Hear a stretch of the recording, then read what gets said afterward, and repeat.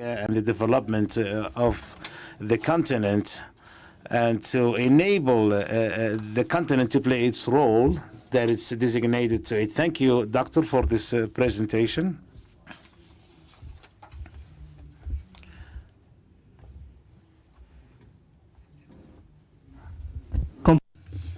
Considering that both themes are complementary,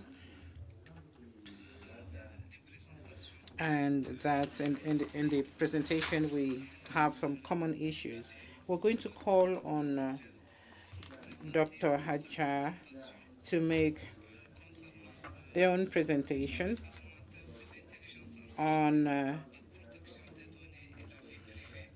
private life, digital health in Africa, Summit on Artificial Intelligence, Data Protection and Privacy and Consideration. So, Dr. Hajar, you have the floor. بسم الله الرحمن الرحيم. السلام عليكم جميعا. معالي الرئيس. Good morning to everybody. Madam Chairperson, I stand on all established protocol.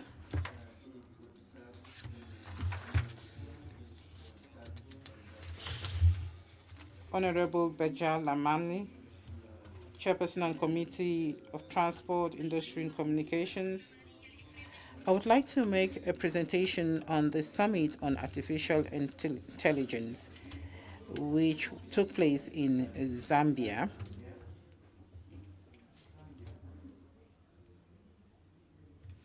On doit inviter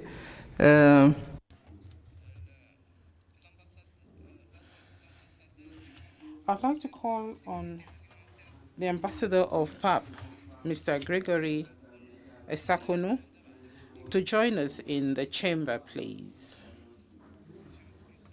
Apologies to you, Dr.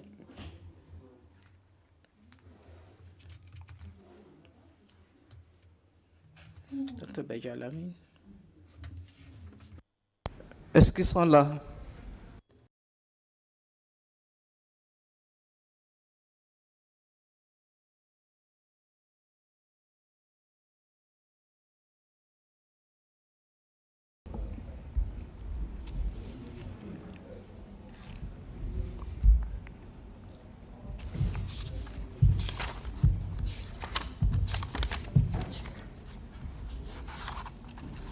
Docteur Honorable Bejet, continuez s'il vous plaît. So, Honorable Bejet, please proceed. إذن استضاف البرلمان الإفريقي بالتعاون مع So the Pan-African Parliament, in collaboration with the African Center,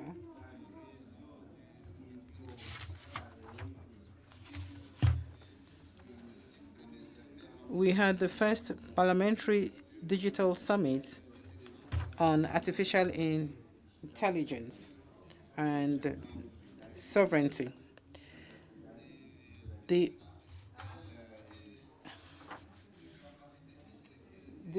objective was to actually look at the AI and how to take decisions using AI.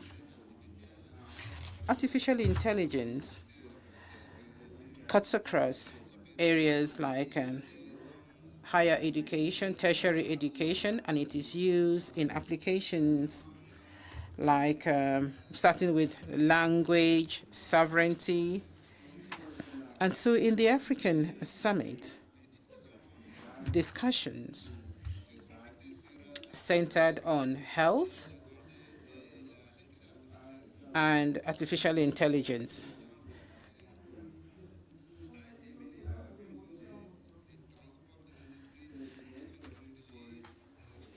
The summit was actually attended by the chairperson on Committee of Transport, Industry, Communications and Energy. But we had other attendees from the Pan-African Parliament, the APRM, etc. The summit took place at a time when digital digital area is actually progressing or advancing in Africa. The summit also took place at a time when we have the AI actually increasing or advancing in the world at large. Africa as a continent is actually lagging behind. It's lagging behind digitalization,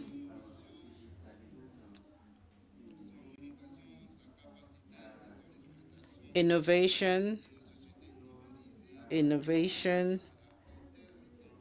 the area in Africa is not really taking off the ground yet. And in the long term, this could have a negative effect in Africa as a continent and the African people.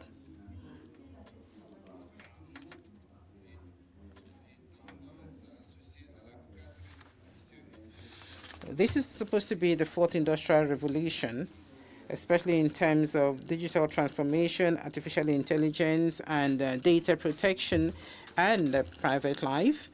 This requires that the African policy makers should actually sharpen or hone the skills on the continent in order to address issues relating to digital transformation in the area of digital health and artificial intelligence, while aligning the vision of Africa, that is the Africa that we want, as described, as enshrined in Agenda 2063. There is an urgent need for this to happen on the African continent.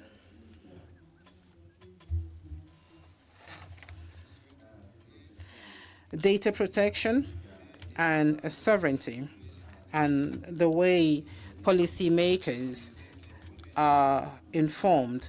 They have to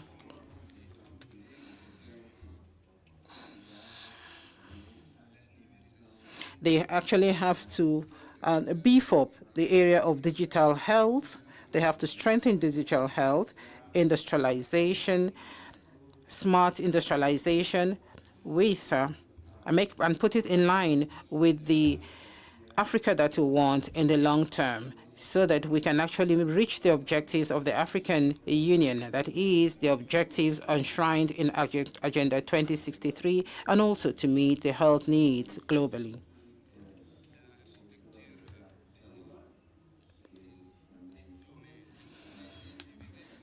The summit actually had 13 sessions. You had the opening session, you had training on artificial intelligence and data protection, and also the presentation of 2 reports on digital health. And among the presentations,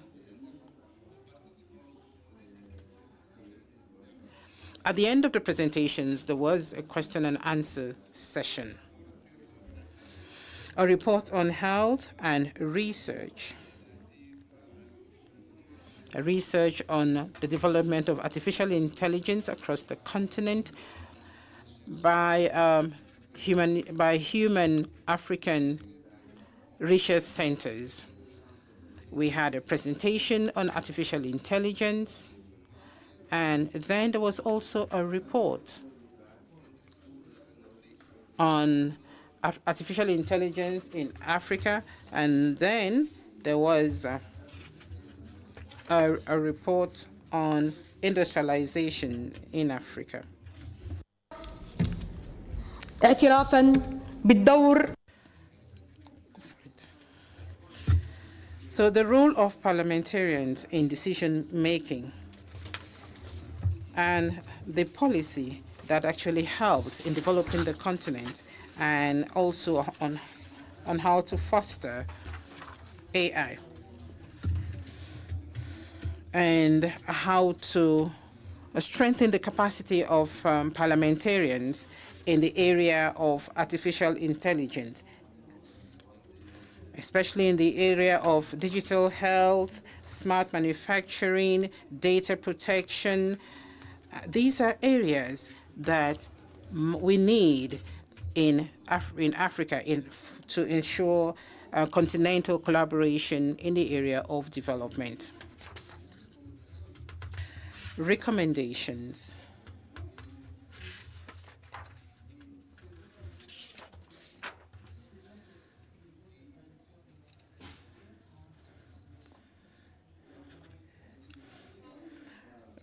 The following recommendations were made,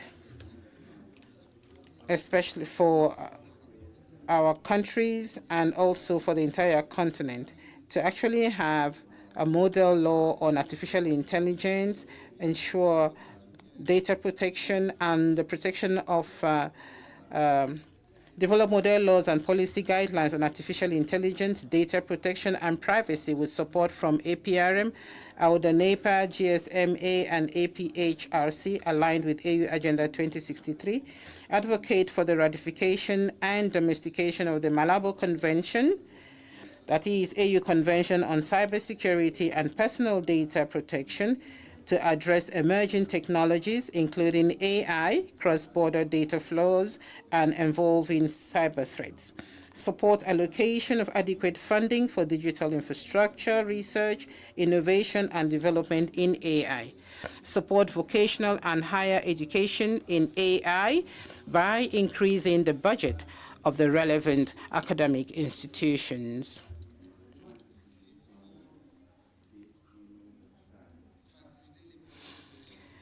Enhance collaboration between PAP, AU organs, and civil society organizations such as APHRC, and also facilitate cross-border research projects on AI solutions that address shared healthcare burdens and supply chain resilience.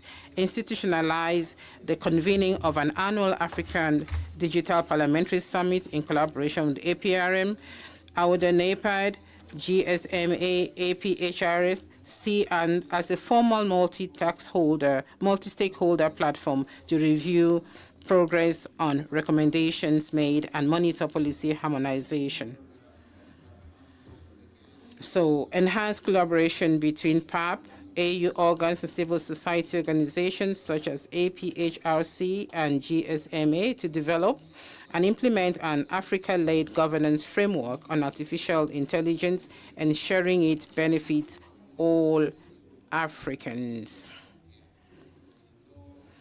Africans from the north to the south, from the east to the west, and facilitate projects, facilitate cross-border research projects on AI solutions that are in the area of supply chain resilience.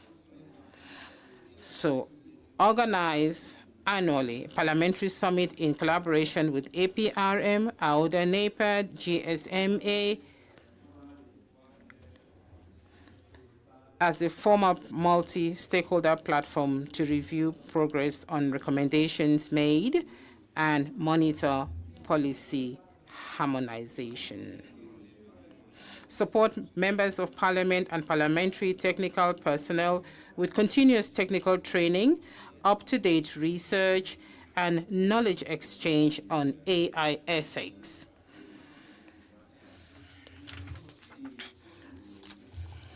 So without energy in Africa, artificial intelligence cannot be imposed or cannot be used to develop Africa at a time when Africa is actually Africa has huge shortages of energy. AI will be difficult. So here in Parliament, I did ask the participants to take advantage of Algeria in the area of energy to ensure a future, to ensure a bright future in the AI area. Thank you very much. شكرا للنائب الموقر دكتورة رجاء لماني. Thank you. Thank you, my dear sister, for summarizing the report, and I want to thank you for an excellent quality of your report. Mr. Gregory, I call on you to take the floor at this moment for additional information or for more. You have the floor, Mr. Gregory.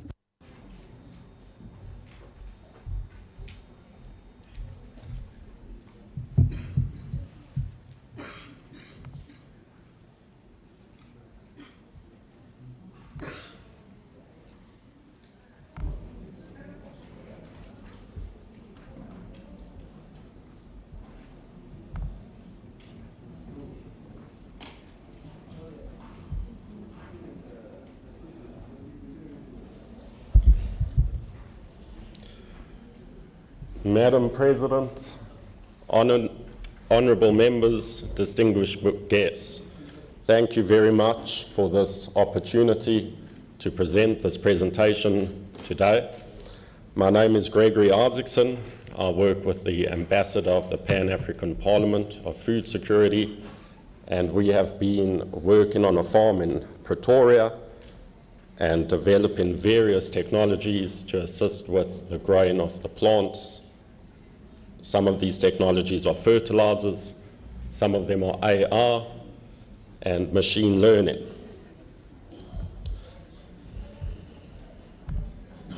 So the question is, why are we going to focus on artificial intelligence in agriculture? And the reason is in Africa, we have all the land, we have the weather, we have the soil, we have all the correct inputs needed to be world leaders in this area. Africa suffers from water scarcity, low yields, crop disease, and an inefficient market system. With artificial intelligence and drone technology, we can provide insights and constant market insights to allow the farmers to predict the yields, to show what's coming into the market so that we can create an efficient system. Sorry, 1 second, I got disconnected.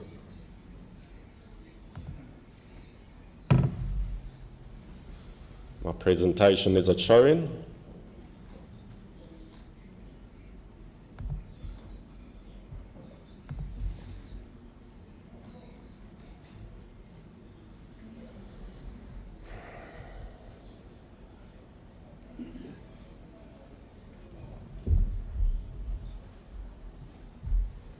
It's connected. Okay, let's connect. Let's wait. Okay. Don't sign in. Just close. Don't sign in.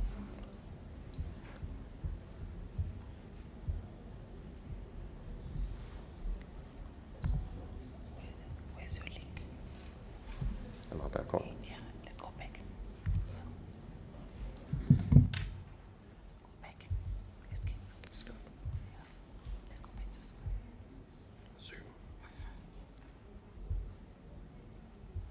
Where's your link? Get to WhatsApp. Let's get your link. Let me just double check I'm connected. I don't know what's swapped. Guest. Connect. Okay, that's fine. Then we're here.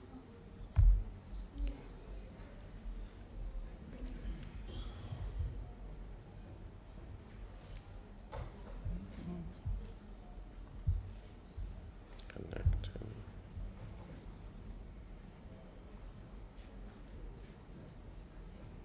Let's leave the line.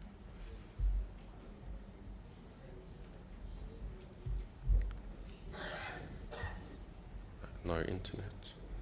Okay, connected. Okay, that's fine. Let's go back.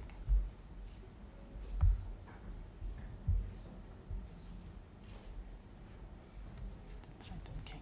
Open Zoom meeting. Launching.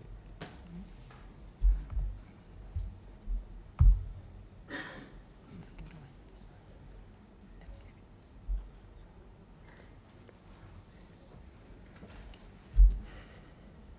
Sorry about that. No stress.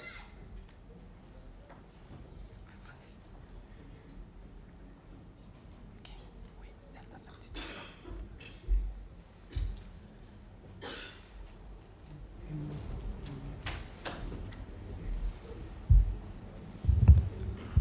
Est-ce que ça va prendre beaucoup de temps, le problème de la présentation? Would this take a long time? Would the issues you're trying to solve take a long time? Share. Thank you. Share. Okay. Start. Okay, are we back?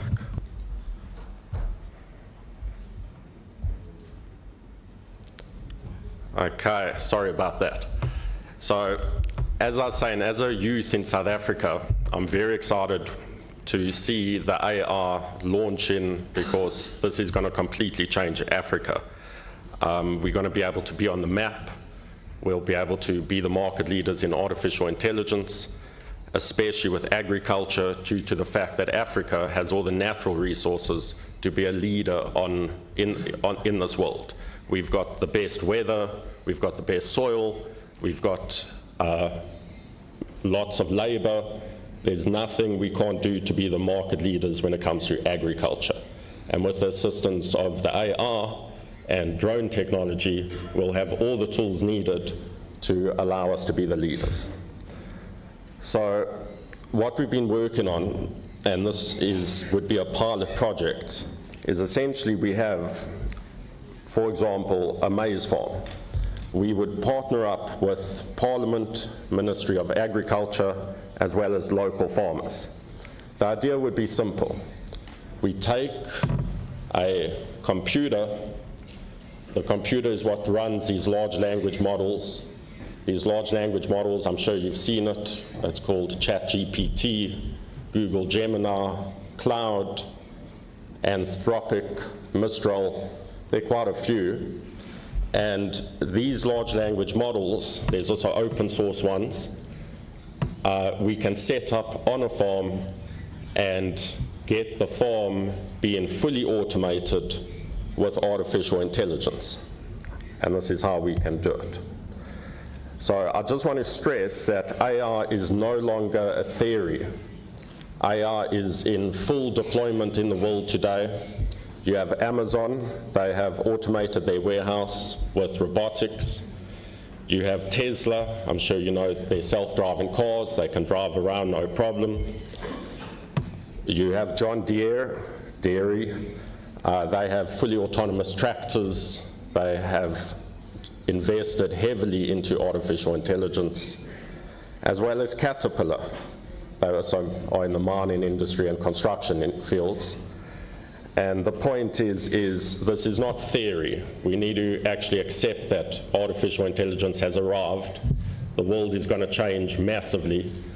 The difference between the world today and the world in 10 years' time is going to be a bigger change than how the world was during the medieval ages and how it is today. So if you don't join onto the AR bandwagon, then unfortunately you're going to get completely left behind. So Africa needs to get on board. We need to develop our skills, and we need to ensure that we are well positioned to take advantage of this new technology. So an example system, how it would work, is we would have a drone flying around the farm, taking pictures of everything. The plants, the leaves, the soil, the geometry. The drones can also serve a dual purpose where they can also provide security and ensure that there are no trespassers or any crop theft. With the drones, it can analyze the plants for disease, it can look for any insects or pest pressures, and it can also analyze the soil and ensure that the soil is correct for the plants. By having a system that can monitor the plants and the pests, we can ensure that we have consistent, reliable harvests again and again without any issues. It makes perfect sense to simply use the photography capabilities of drones to fly around a farm and analyze the plants, analyze the area, analyze the weather, track, report all of this to a main farm operator. The next AR component would be a smart irrigation system and a phone app whereby the workers on the farm will actually be able to speak to the artificial intelligence, and that artificial intelligence will be able to communicate with the workers and provide instructions on what the workers need to do. So imagine this for a second. You have a farm, you have your drones flying around, taking photos of all the plants, inspecting for diseases, inspecting for any water issues, and if there are, the workers have their cell phones, they'll get a message from the AR, and the artificial intelligence will explain to them, listen, you haven't done this, you haven't watered the plants, you need to trim the plants, you need to spray this type of insecticide. And essentially you can completely remove the need for knowledge. You can actually have the AR giving instructions, checking that the instructions were followed, and ensuring that no mistakes are made. By doing this, we can save water, we can support our farmers, and we can ensure there are no issues when it comes to harvesting the crops, and there's no biological contamination or other issues like that. The third arm of the AR is having the drones being able to fly around the farms and see what is growing, what is coming onto the market. We can have a system where the AR, we have many farms, the drones are flying over these farms, the AR will be able to take that data, feed it onto a server, and we can have an African portal where all the farmers will be able to list their produce, what is available and what is still coming to be harvested. Buyers and the market will be very efficient that way. We'll be able to have a very clear picture on what is available on the market. There won't be any price issues, there won't be any market manipulation. It'll be a lot more difficult, and it'll provide a lot more food security and stability in our market today. So the idea is we need to tie artificial intelligence up with drone technology in conjunction with cell phones. And with those three working together, in essence, you can have a fully automated farm powered by real people, and the AR just directs everything when it comes to selling the crops. We'll have a platform where people can bid on what they want. This will maximize profit, reduce waste, and make everything better for everyone in the industry. Another area we have researched quite heavily into is in the fertilization of the plants. You can have the best artificial intelligence in the world, you can have all the drones in the pictures, you can have nice pesticides to get rid of the insects. However, if your fertilization isn't correct, your plants aren't going to produce anything substantial. So in Pretoria, we've developed a synthetic fertilizer, chemical-based. We can reproduce it, and we apply this fertilizer to the soil, and the plants grow beautifully. There's no reason why the plants won't do well with the correct fertilization. So once again, we have the artificial intelligence system using the drones flying around the farm, inspecting the crops, seeing what's going on, passing instructions to the workers on what they need to do. And this is the component we would have to get down on the ground for, is we would have to test the soil, see what's in the soil, and we can then create a custom fertilizer specifically for that soil. So that way the idea of ever having a crop failure would be super low. We have the fertilizers, we have the knowledge, we have the drones, we have the app where people can market their goods to the market, and people can buy the goods immediately with online payment systems. So I think if we can tie all these pieces together, as I say, artificial intelligence on its own is limited. We have to pair it with drones, cameras, the correct chemical fertilization, and tied together we have a system that's pretty solid.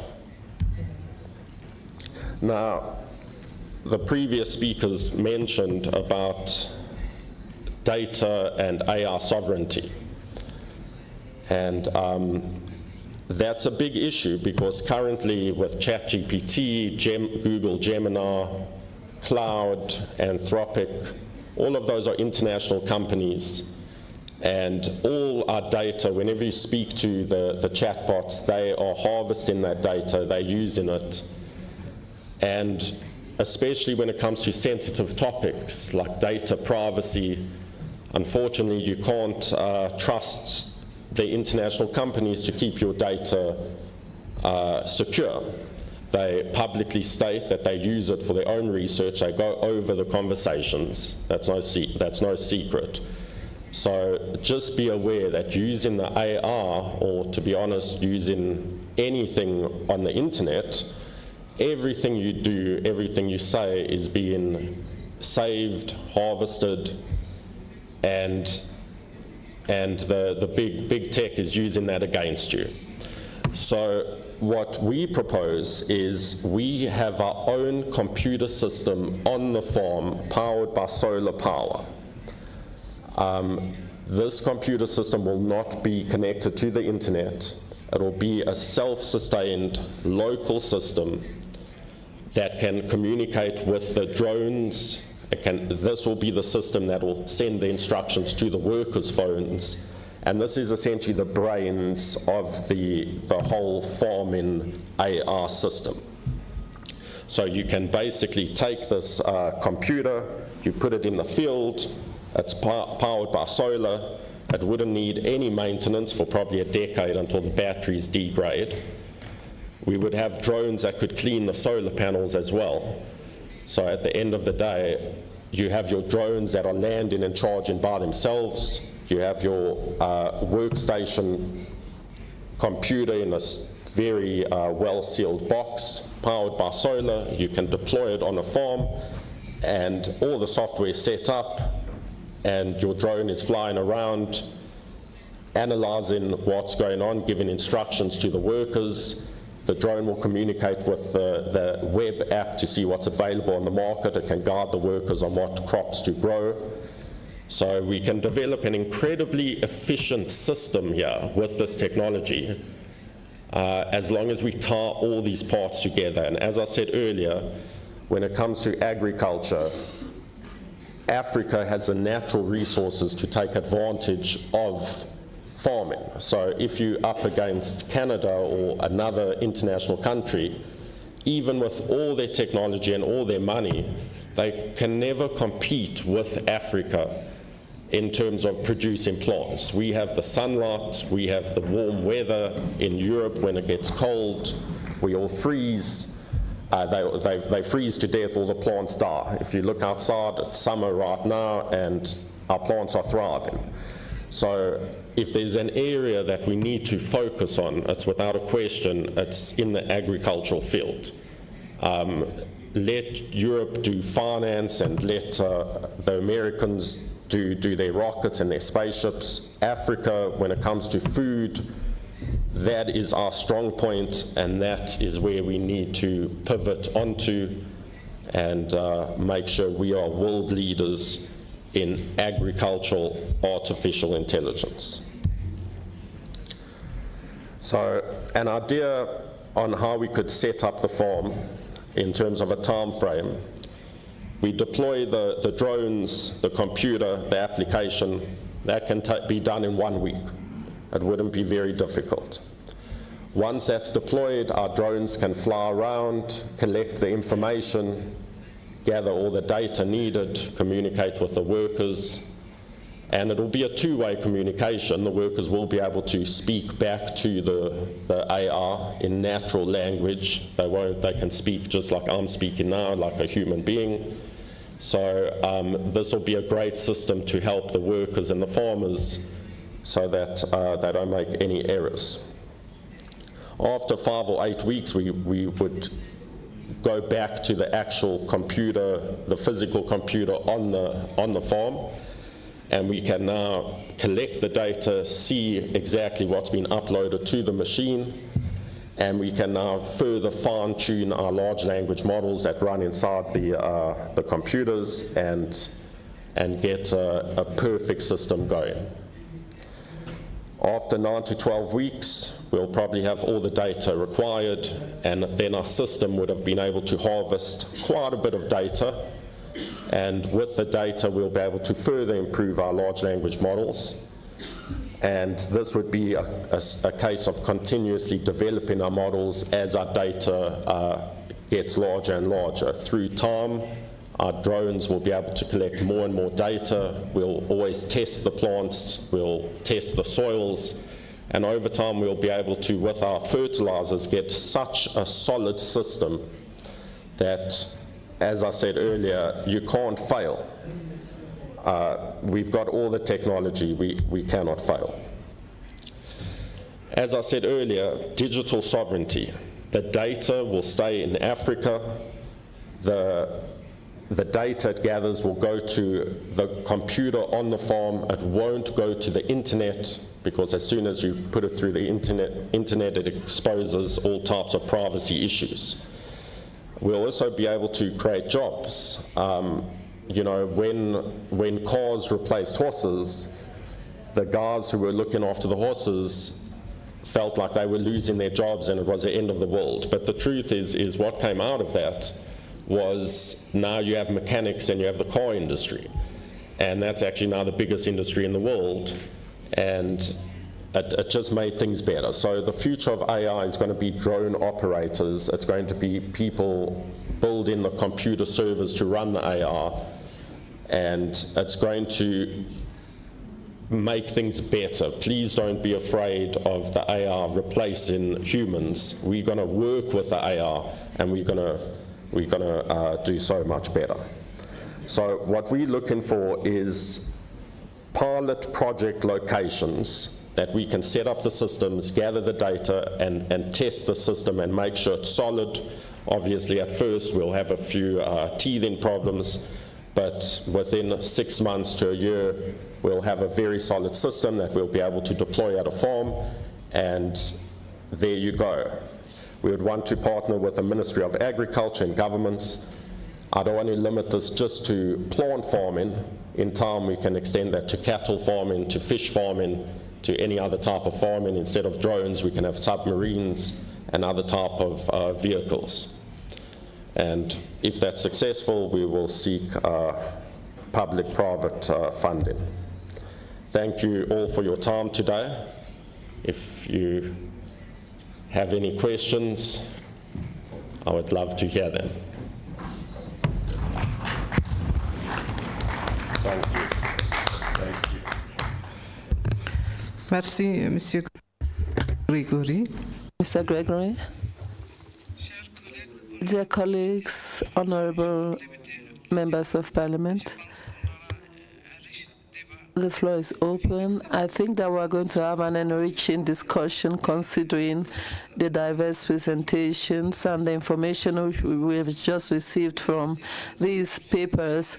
I would like to commend and thank each of the presenters. Without much ado, I have a list of members of Parliament who would like to take the floor. Ali Salim Masoud again from Libya. You have the floor.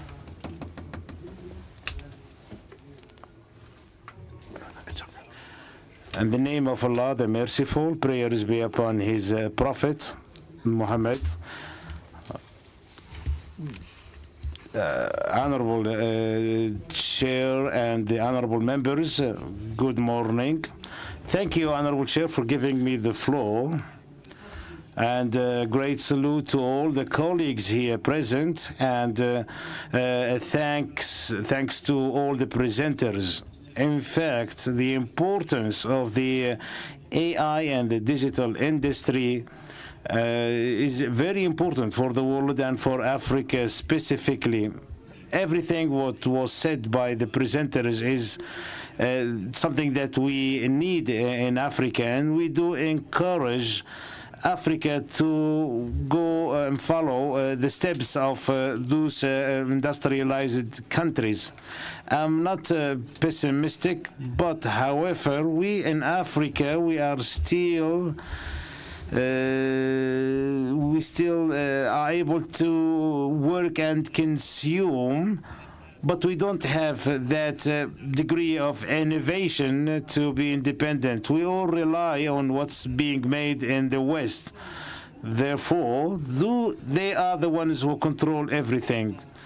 For example, in Africa, there is a country that produces oil for more than half a decade. So we still produce oil and send it to the West. And even with this oil production, we need the machinery, we need the tools. There is not a single country that can say we produce the exploration machinery and the exploration machinery to produce our own oil. Therefore, I'm saying that we have to encourage our youth in order to work with AI and the digital industry. And we have to do a parallel work as well, as the last presenter mentioned. We have to put something that we invent and we control and not being controlled by the rest. Salam rahmatullah. Thank you very much, Honorable Chair. Now, the floor is for Professor Muhammad Nadif Yusuf. You have the floor. Thank you, Honorable Chair. And thanks for tabling this very important subject. I see that the Pan-African Parliament now is presenting a very useful subjects to us. Algorithms and AI are things that we always we've been studying. That Khwarizmi, the scientist, is the one who presented something to the humanity, and now we are talking about algorithms. We are trying to make the best use of AI and protect ourselves from the invention at the same time. There is a digital change that's accelerating, whereby a lot of subjects are being touched: justice, governorship, and the use of the data, huge volumes of data, which will request the need of a continental framework whereby the Africa can transform itself into an institution that serves the world. I do have suggestions and questions and a conclusion. Can we recommend that we set up the African Charter for the AI under the auspices or the oversight of the Pan-African Parliament? This is a recommendation that I have as well to the Permanent Committee on Digital Transformation. I'm asking them, can we adopt training programs oriented to the MPs concerning the AI? And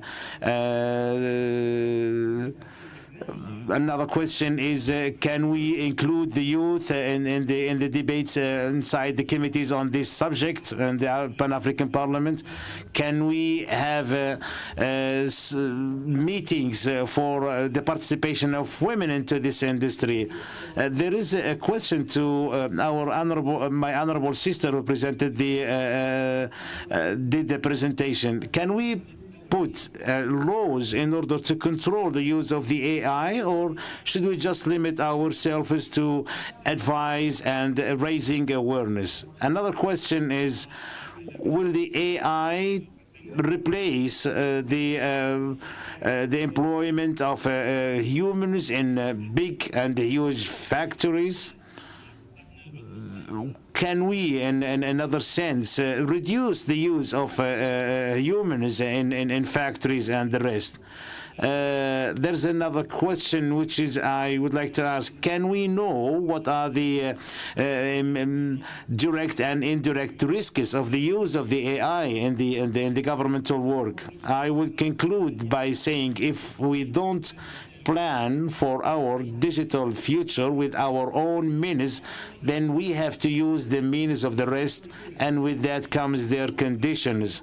The digital transformation is not a choice it's a choice, but a necessity, and it forces us every time that we have to use our own resources in order to realize that transformation. However, we need the political will in order to realize that. Let's work together to realize a digital Africa which is humane and safe. Thank you, Honorable Chair. Thank you, honorable member, for this useful input. Now, representative from Kenya, you have the floor. Sana Rais kwa kunipa nafasi hii, na mimi nitoe maoni yangu. Kwanza nashukuru sana. Thank you very much for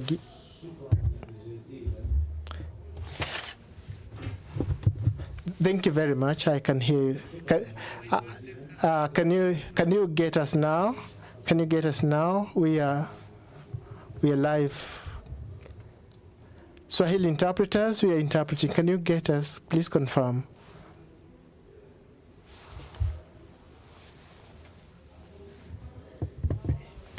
Please go ahead, honorable member.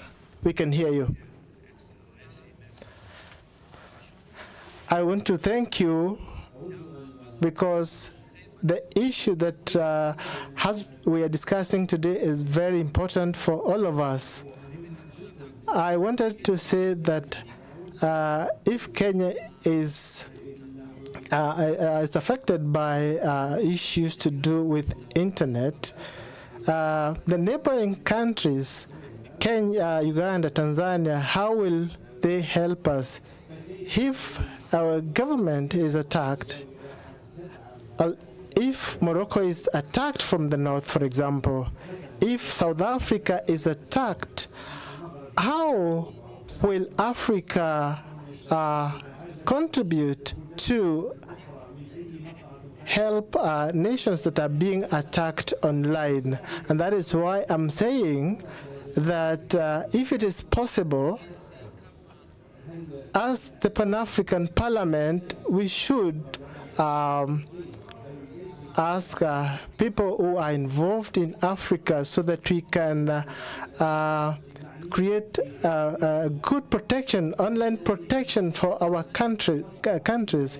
We create a center for cybersecurity for Africa in order to protect our countries against attacks from outside. The truth is that these issues happened during Iran and Israel war. Changing of GPS was used.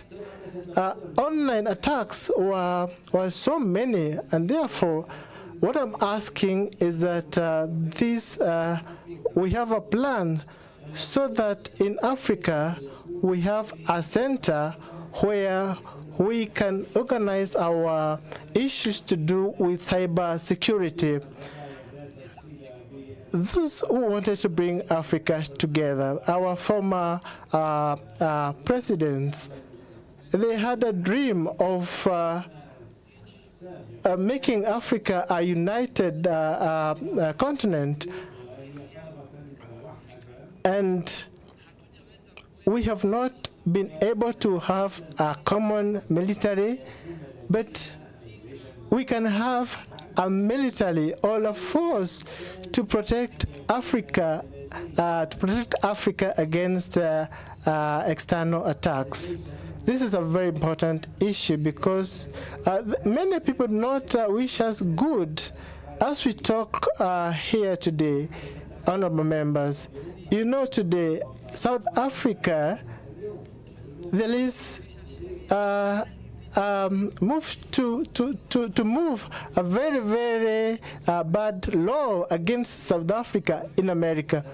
And we don't know if they will end at South Africa alone or they will also get into other issues. So Africa, we have to unite and come up with a common strategy to come up with a cyber security system that will be stationed in Addis Ababa or elsewhere, where if we are attacked, if the Central Bank of Kenya is attacked, or any other issue to do with Africa, if it is we are attacked, we have somewhere that we can run to defend ourselves. And thank you very much, Your Excellency, for giving me the opportunity. La parole est à Monsieur.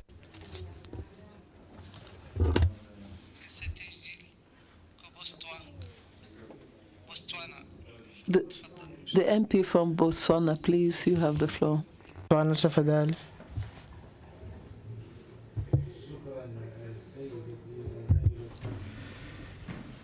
Please allow me to stand on the protocol already established.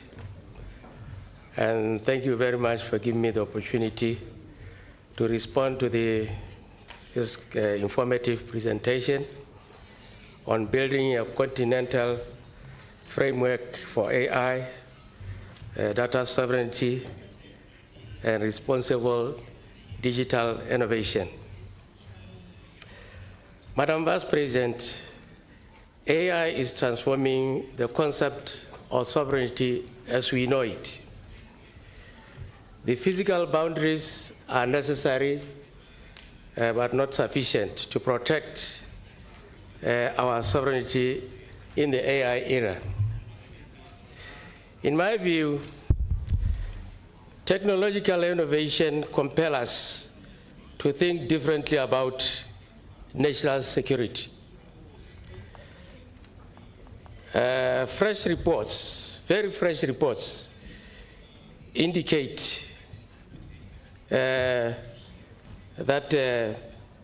South Africa is experiencing increased cyber attacks. Mobile banking application fraud are not uncommon. These are attributable to poor investment in cybersecurity systems, lack of awareness and training, obsolete laws, and poor law enforcement. AI may be handy in addressing these challenges. If Africa fails to collect and protect data, the security of the continent will not be guaranteed. Countries and non-state foreign entities could easily access the digital data and use it against us. These developments suggest that countries without data protection laws must fast-track legislation. And those countries with legislation in place must constantly review. They must constantly review them to keep pace with the fast-changing technological innovation. I thank you, Madam Vice President.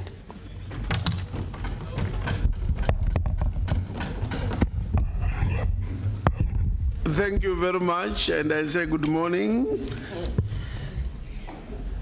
The next presenter is Honorable Fanyo Benin.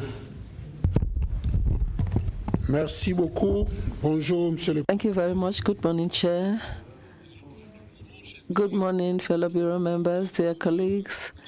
I would like to reiterate the excellence or excellent quality of the report that was presented during this workshop. I would like to draw our attention as members of Parliament on point 9, point 8. I'm not going to read them because I would have used up all my time. And on the recommendations which were made to Parliament, to the various stakeholders, but there are suggestions which I would like to make. I would like to suggest that we go beyond health and industry and focus in the same light as this parliamentary summit of AI, seeing AI with the economy of knowledge, AI and corruption, AI and cyber crime, and combating hackers, AI with regard to our culture, the preservation of our culture and ethics, AI with regard to the African Continental Free Trade area, and focus on all domains of AI. I would like to say with regard to AU, I would like to strongly recommend that we take a keener look at the development of the infrastructure and harmonize the digital economy. For instance, in the West African sub-region, countries like Cote d'Ivoire, Ghana, Togo, and Benin had examined the road infrastructure up to Nigeria. Countries could come together and strengthen this work on the infrastructure, because without this, there would be issues, and without sustainable development and capacity building, we'll have difficulties.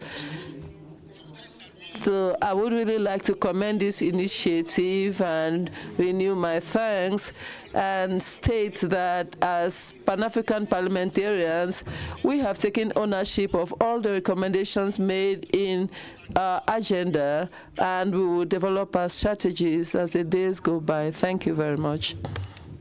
Honorable Esther. Thank you very much. Kenya. Thank you, Mr. President. I rise on the existing protocols and to commend Honorable Bihinja Lamali, Chairperson of the Committee on Transport, Industry, Communication, Energy, Science, Technology, as well as the Committee on Health, Labor, Social Affairs for their outstanding leadership in convening and presenting the outcomes of the Digital Summit on Artificial Intelligence, Digital Health, and Smart Manufacturing. The report highlights Africa's defining moment in the fourth industrial revolution. We must acknowledge that data protection, AI governance, and digital transformation are not optional. They are critical to our sovereignty and economic competitiveness. While our continent is rich in creativity and talent, if we fail to act decisively, we risk being perpetual consumers of foreign technologies rather than architects of our own digital future. Mr. President, as Professor Mirjan van Reysen emphasized, data is the lifeblood of digital economy. Yet much of Africa's data is harvested freely and monetized abroad, creating a new form of digital colonialism. We must seize control of our narratives and resources by ratifying the AU Malabo Convention on cybersecurity and personal data protection, and by developing continental model laws and guidelines for AI and data governance. Dr. Anthony Mvenyange, Director of Programs at the Africa Population and Health Research, reminded us that AI represents 1.2 trillion opportunity for Africa by 2030. To unlock this, we must build Africa-owned AI platforms rooted in our languages, Swahili, Hausa, Amharic, Zulu, because language is both identity and power. We must legislate light touch, yet effective AI frameworks that balance innovation with accountability. We must ensure algorithms, transparency, and regular bias audits to protect citizens' rights. We must invest in digital infrastructure and AI literacy, as we cannot leapfrog when only 27% of Africans have internet access. Promote public-private partnerships and cross-country collaborations to build ecosystems in innovation and entrepreneurship. Mr. President, I must sound a note of caution. AI is already displacing jobs globally, from manufacturing to customer services. Africa's high youth unemployment makes this a looming crisis. What must we do? Upskill and reskill our youth and workforce, integrating AI and digital literacy into our schools and technical programs. Launch national and regional AI training initiatives, learning from Singapore's mandatory AI education and the AUE's Ministers for AI. Create policies and incentivize AI-driven jobs creation, ensuring AI complements human labor instead of replacing it. As Dr. Nyange stressed, trust is the core of AI adoption. Without trust, AI becomes a tool of exclusion. We must establish AI ethic boards, mandate algorithms, transparency, and ensure oversight mechanisms so that the decisions made by AI are fair, auditable, and explainable. Mr. President, I applaud the vision shared by Honorable Namali, Professor Mirjan, and Dr. Nyange, but vision alone is not enough. We must transform these recommendations into actionable policies, legislation, and investments that protect our citizens, harness our talent, and place Africa in the forefront of digital revolution. AI must serve African people, not replace their identity and dignity. Data is our new gold. Let us mine it ourselves. Without data sovereignty, digital colonialism will define our future. Africa's 1.2 trillion AI opportunity demands urgent, united action. We cannot leapfrog when only 27% of us are connected. I thank you. Thank you very much. Honorable Dr. Senator Tabiso Lebese, Lesotho.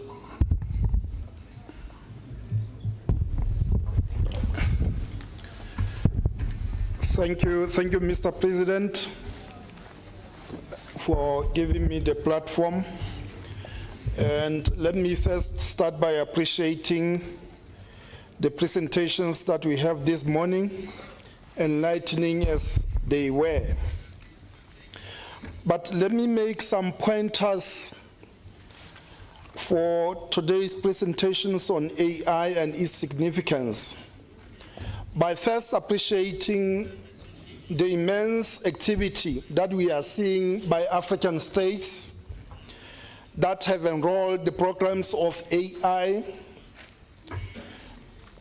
Such countries with huge investments hubs in AI, such as Nigeria, Kenya, South Africa, Egypt, and let me also note my good friend Dr. Muzenga by mentioning Tanzania as one of the lead countries in AI.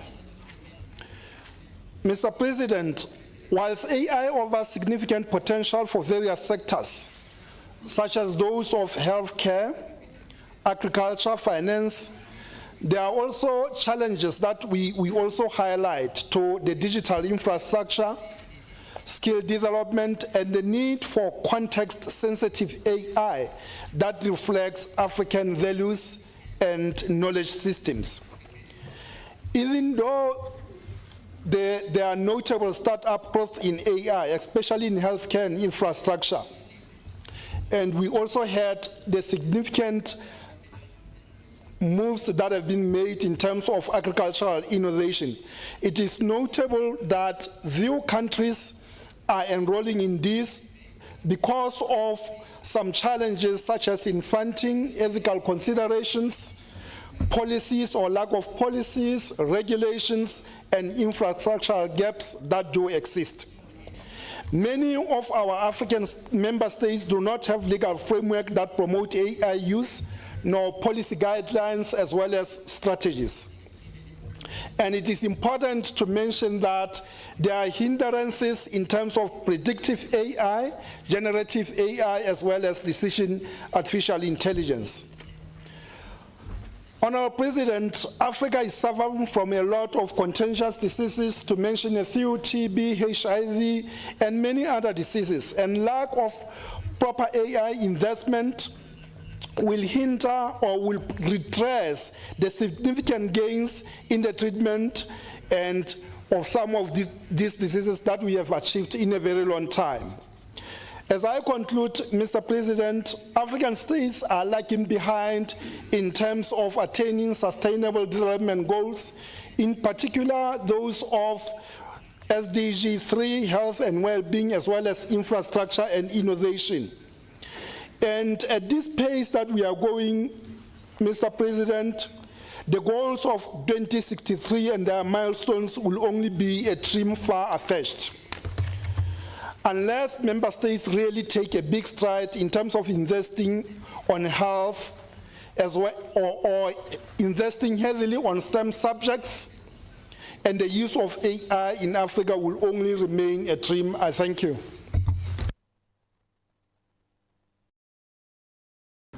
Thank you.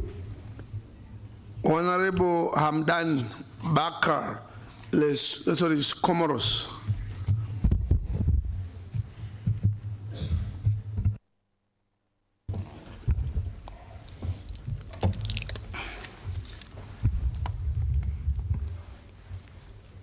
Yamba. Salam alaikum wa rahmatullahi ta'ala wa barakatuh. Merci, Monsieur le Président, de m'avoir donné la parole. Thank you, Mr. President, for giving me the floor. I'd like to start by thanking all the speakers who gave not only edifying presentations, but very eloquent ones, by showing the corners or the ins and outs of these aspects with all details and examples that were given precisely. We would like to sincerely thank them. Honorable members of Parliament,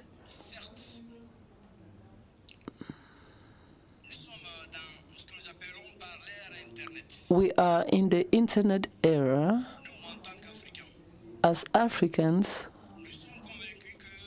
we are convinced that artificial intelligence offers potentials to us, numerous opportunities for our development in health, agriculture, education, and what have you. We are also convinced that there are challenges to be surmounted. But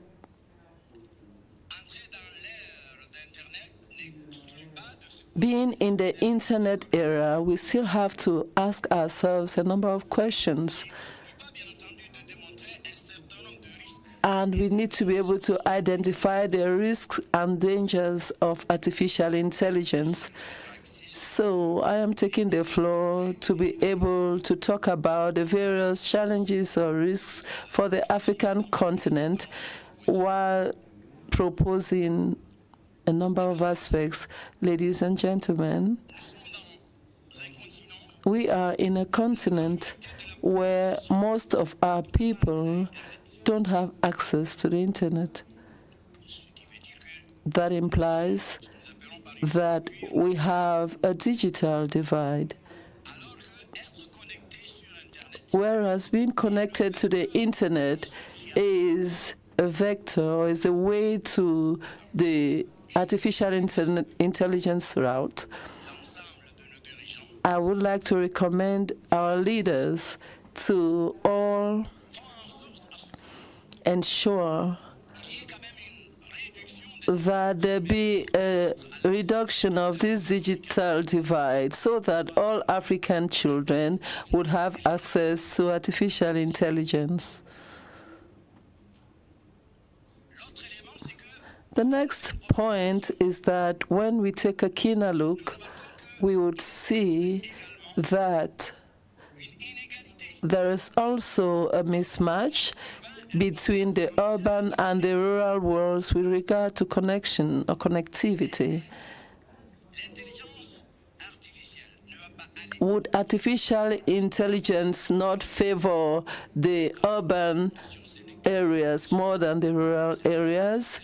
It is just a question, and that is why, ladies and gentlemen, I think we need to be able to ensure that AI extends to the rural world so that they would have more access and see more in the artificial intelligence world. Almost all the speakers mentioned the crucial matter of the negligence of the African languages. That means that AI is not adapted to the African languages. Many of the MPs have mentioned that, and the speakers brought clarification to that point. I would equally like to request our leaders, beginning from this assembly, to ensure that our languages are considered and are used in the artificial intelligence landscape. The next challenge or danger is that talking about artificial intelligence is synonymous to talking about technology. Unfortunately, the African continent is importing AI technology from the US, from China, and from Europe. That means we may not have local control. That's why we would be technologically dependent on them. It is time for us to reduce this level of dependence and do what is best in our power to step up our technological level. The speakers also spoke about the lack of sovereignty, and I just agree with them, because it is obvious that almost all the data from the African continent is exploited by companies that are abroad, and that is where we question where our sovereignty lies. So there is absence of sovereignty. It is high time we surmounted this challenge, because if we leave everything open, they would exploit our data in their favor and at the detriment of our continent. I would also like to focus on the use of the internet in our countries. I would like to call this the inadapted use of the internet. It is possible that in some regions or in some countries where there are authoritarian regimes, the artificial intelligence can be used to monitor citizens. It is a possibility, so we would like to recommend that AI would not be used for unorthodox purposes. My next point has to do with misinformation. We are certainly aware that AI is used in some sectors or in some countries throughout the continent to spread false or fake information, which sometimes could compromise the political life of countries and the social fabric of such countries. So we need to ensure that this situation is brought under check.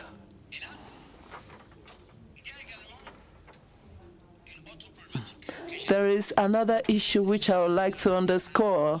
It has to do with automation.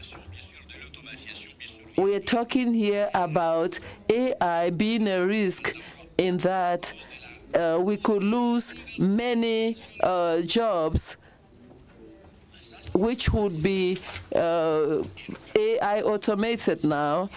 And we are in a continent where we have a high unemployment rate. And let's not forget that in the domain of education, we need thousands of teachers.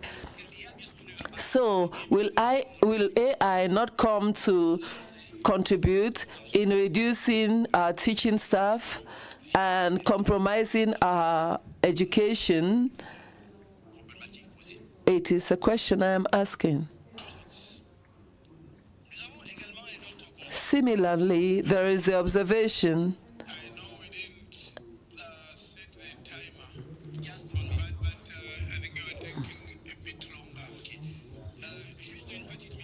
Just 1 minute, Mr. Chair, and I thank you. We are in countries where there are crimes. Many countries don't have specific laws on the protection of data. So we need to be able to strengthen our legal arsenal or our laws. And in conclusion, I would like to say that as Africans, I would like to recommend that as parliamentarians, we should possess a legal arsenal that is robust, that is adapted to surmounting the challenges. Thank you. Thank you very much. We now have Honorable Borges, Angola.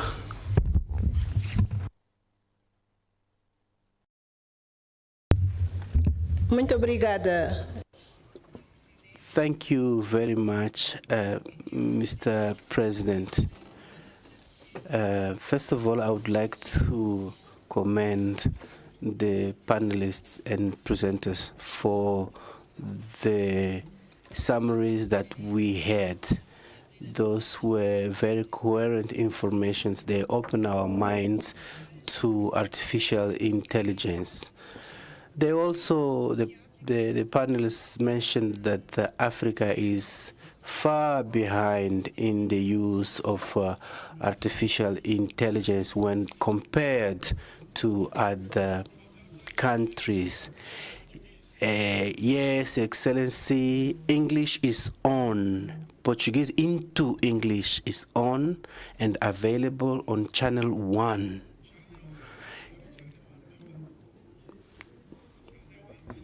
Translation, is it English? From Portuguese into English, Excellency. French is on Channel 2. French is on Channel 2. Yes, Excellency. Thank you. Eu gostaria de agradecer.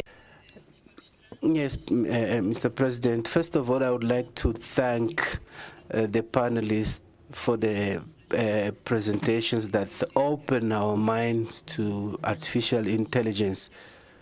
However, we need to acknowledge indeed that Africa is lagging behind in the adoption of artificial intelligence when compared to other continents. This was very well underlined by the panelists. But I don't think we are lagging behind. We really need to work hard. Also, they mentioned that a few African countries, which include Angola, Angola has come up with national strategies with initiatives and projects currently on for the ethical use of artificial intelligence. Building a continental framework for artificial intelligence, given the diversity of values, cultures, and languages, as we say in Portuguese, it's not an easy task, but we should not stay behind. And as they also said, our health-related data are lagging behind in 2 decades compared to those of the Americans and others. And even the data that's available are not used by us, but used by other powers. I would also like to pose some questions for us to have it food for thought in order to interact with artificial intelligence and with the support of the project that we are talking about on artificial intelligence. How can we ensure a continental legal framework that will take into account the differences, realities in each one of the member states? How can you assist in addressing this question? Which sustainable funding mechanisms that we can come up with in order to support the national implementation of the continental framework, bearing in mind that currently there are many countries facing major challenges when it comes to budgets. How are we going to harmonize the national legislations on data protection? Because some of the countries already have approved their regulations in that regard. And how are we going to harmonize it with the Malabo Conventions and with the Continental Framework? How are we going to make sure that all these frameworks are going to be adopted for an artificial intelligence that in Africa is well centered in the citizens and the African values? We had examples here about Gemini, ChatGPT, and the Chinese artificial intelligence, but I believe that they are based in the values and the context of China. But for us, it's not the case. How are we going to involve the youth, the universities in building an ecosystem, digital ecosystem that is inclusive, and knowing that digital literacy gaps are enormous, especially above 40 years. What are the criteria are going to use to define data sovereignty before global companies? Because we were told here, knowing that our data is possessed by other companies outside the country. How are we going the continent? How are we going to make sure that data collected from health, education, agriculture is going to benefit the African citizens with priority? They are used by our partners in analyzing our soils, our health, and vaccine production, to which we don't even have access. In this regard, it's important that these issues are in our mind constantly. And I would conclude saying that we need to come up with a legal and institutional framework investing in data sovereignty in order to ensure that data collected from our continent remain in our country, or at least the majority of it is used for the benefit of our population. Investing in capacity building and education. And we heard how is the position of Africa when it comes to digitalization and artificial intelligence. And we need a responsible innovation, not just innovating for the sake of it. We need to bear in mind our principles, our values, and the diversity of our maternal languages. Having said all that, there's a need to monitor and evaluate.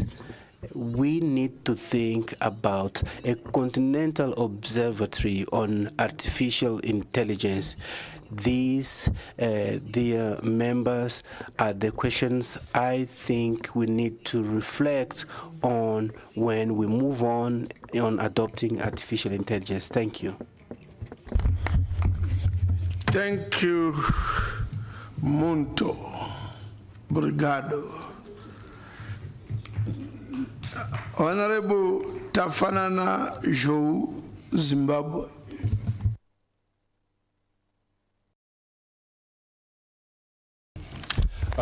Thank you very much, Mr.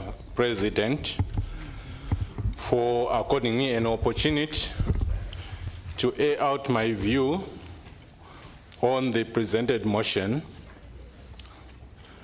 Mr. President, AI adoption, notwithstanding the risk associated with the adoption of AI, Africa cannot afford to be left behind in the revolution, Mr. President. EU member states are encouraged to embrace AI as the benefits far outweigh the pitfalls. African Parliament are encouraged to undertake a comprehensive evaluation of current systems, including infrastructure and skills gaps, to inform the development of a strategic roadmap for AI adoption. The evaluation should also be alive to the risk associated with AI, Mr. President. The PAP and Member of Parliament are urged to roll out targeted capacity building programs for members and staff to enhance AI literacy, ethical awareness, and practical application in Parliament processes. Parliaments must oversee the equitable rollout of AI in the member states by ensuring that everyone, regardless of socio-economic status, has equal access to technology and digital literacy skills. The adoption of AI must leave no one and no place behind, is what is always said by my country president, Dr. Idi Mnangagwa. The PAP is encouraged to work towards the development of the model law on AI to provide a reference point for MPs in the development and improvement of national AI-related legislation. Thank you, Mr. President. Thank you, Tino Tenda. Honorable Ayman Ben Salah, Tunisia.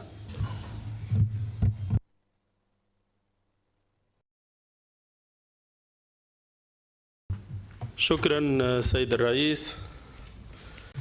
زميلاتي زملائي،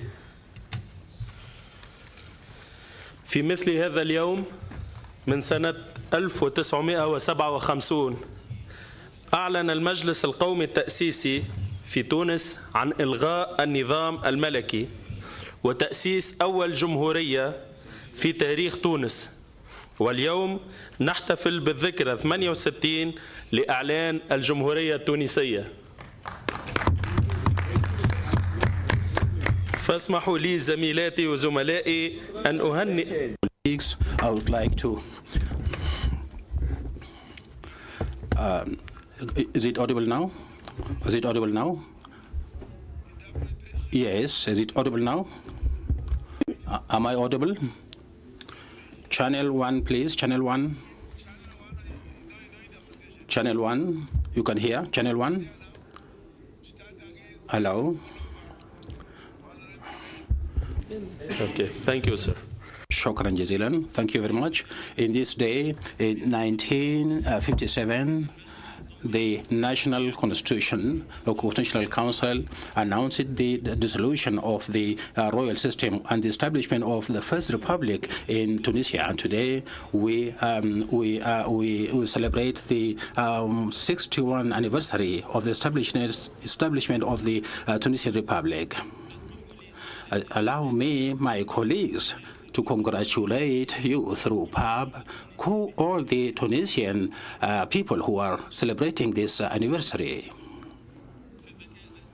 In AI, the use of AI in Tunisia is in the fields of health. There is a lot of development where we use AI in reading images, X-rays, which helps in early diagnosis of cancer, and it also it completes a shortage of doctors in rural areas, and also tackling disasters, and we use AI to discover disasters. And in education, Tunisia is teaching the Tunisian youth and the students in AI through a lot of specialties in AI and IT and systems and media or communication, and there is master's degree on AI and IT, and also communication and media, masters in data, masters in AI and applications. And among all the schools and universities that teach this specialty, there is the National School for AI and the Higher Education for Media Studies. And I would like to appreciate the MP the PAP member from Comoro Island who studied in the same institution.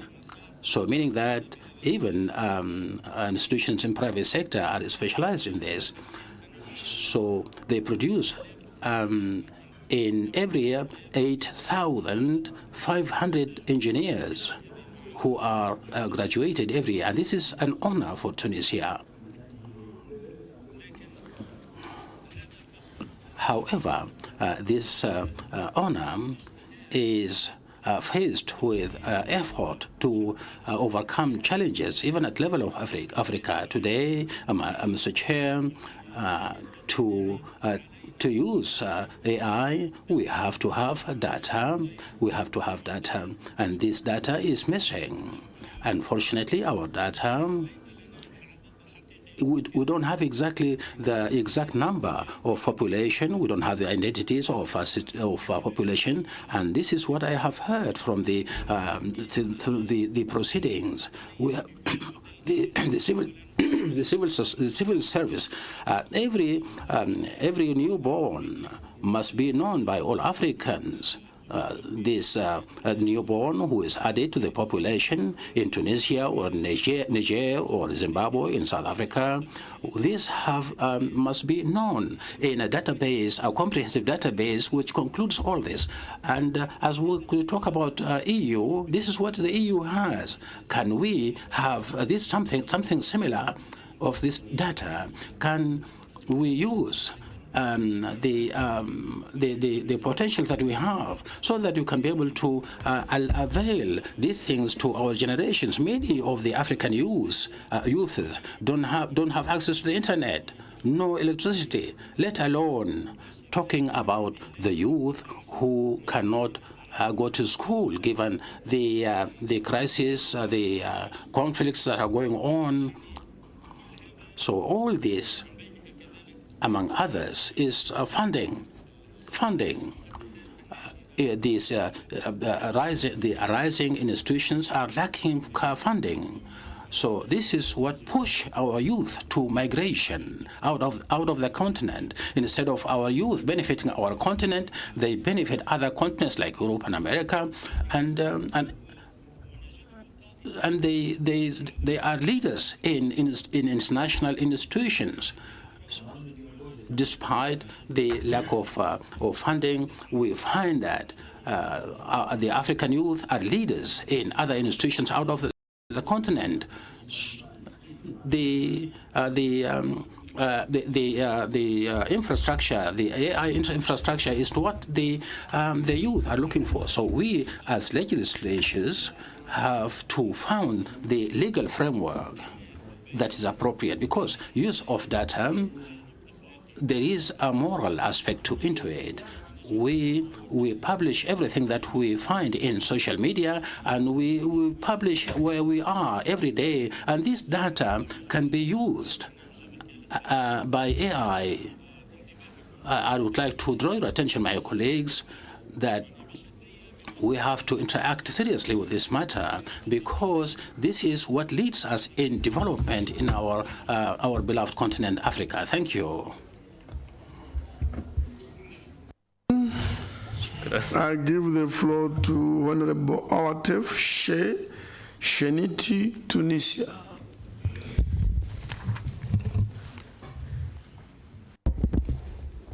Thank you, Mr. Chair.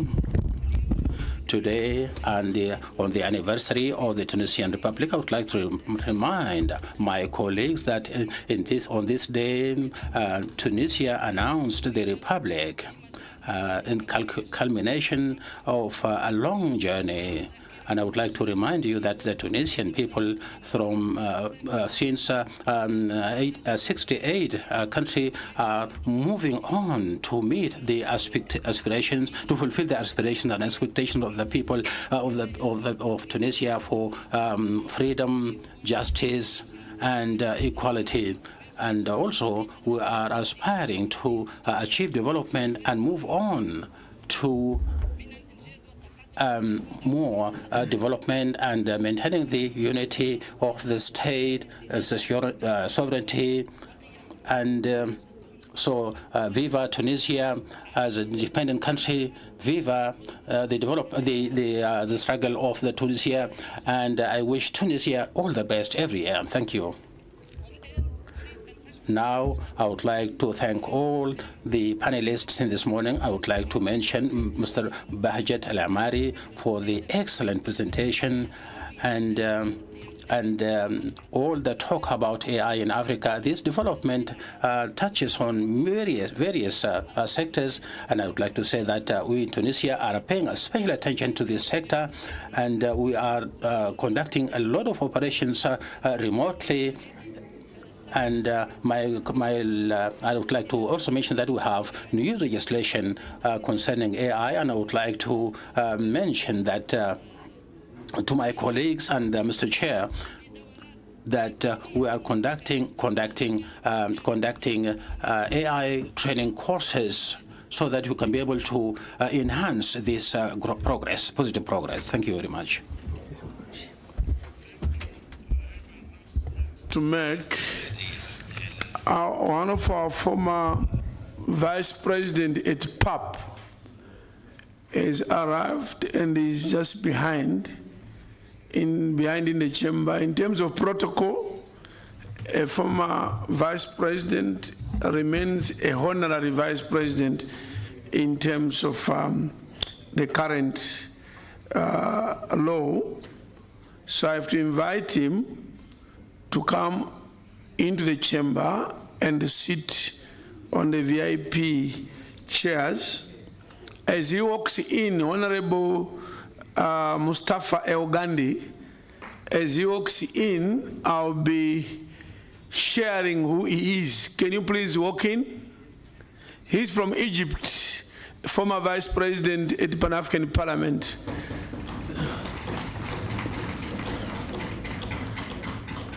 Take a seat. Just a brief about him. He was a member of PAP since 2005 to 20 what, Gandhi? 2005 to what?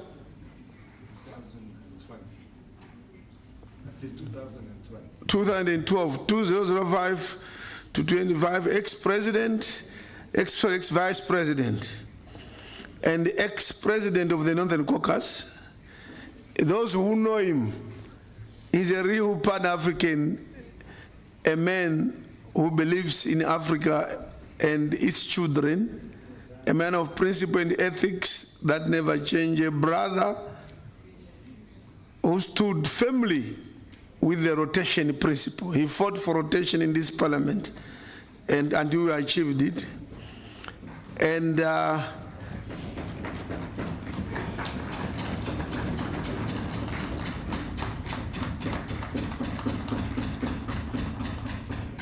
thank you, Asante Sana, Shukran. And this man, we now enjoy rotation. Mainly, he was a fighter. And please, let's give him a round of applause.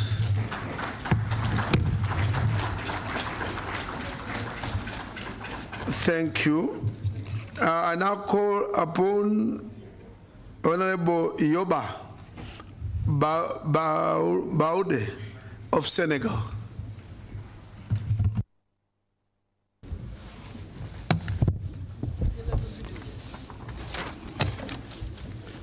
Merci beaucoup.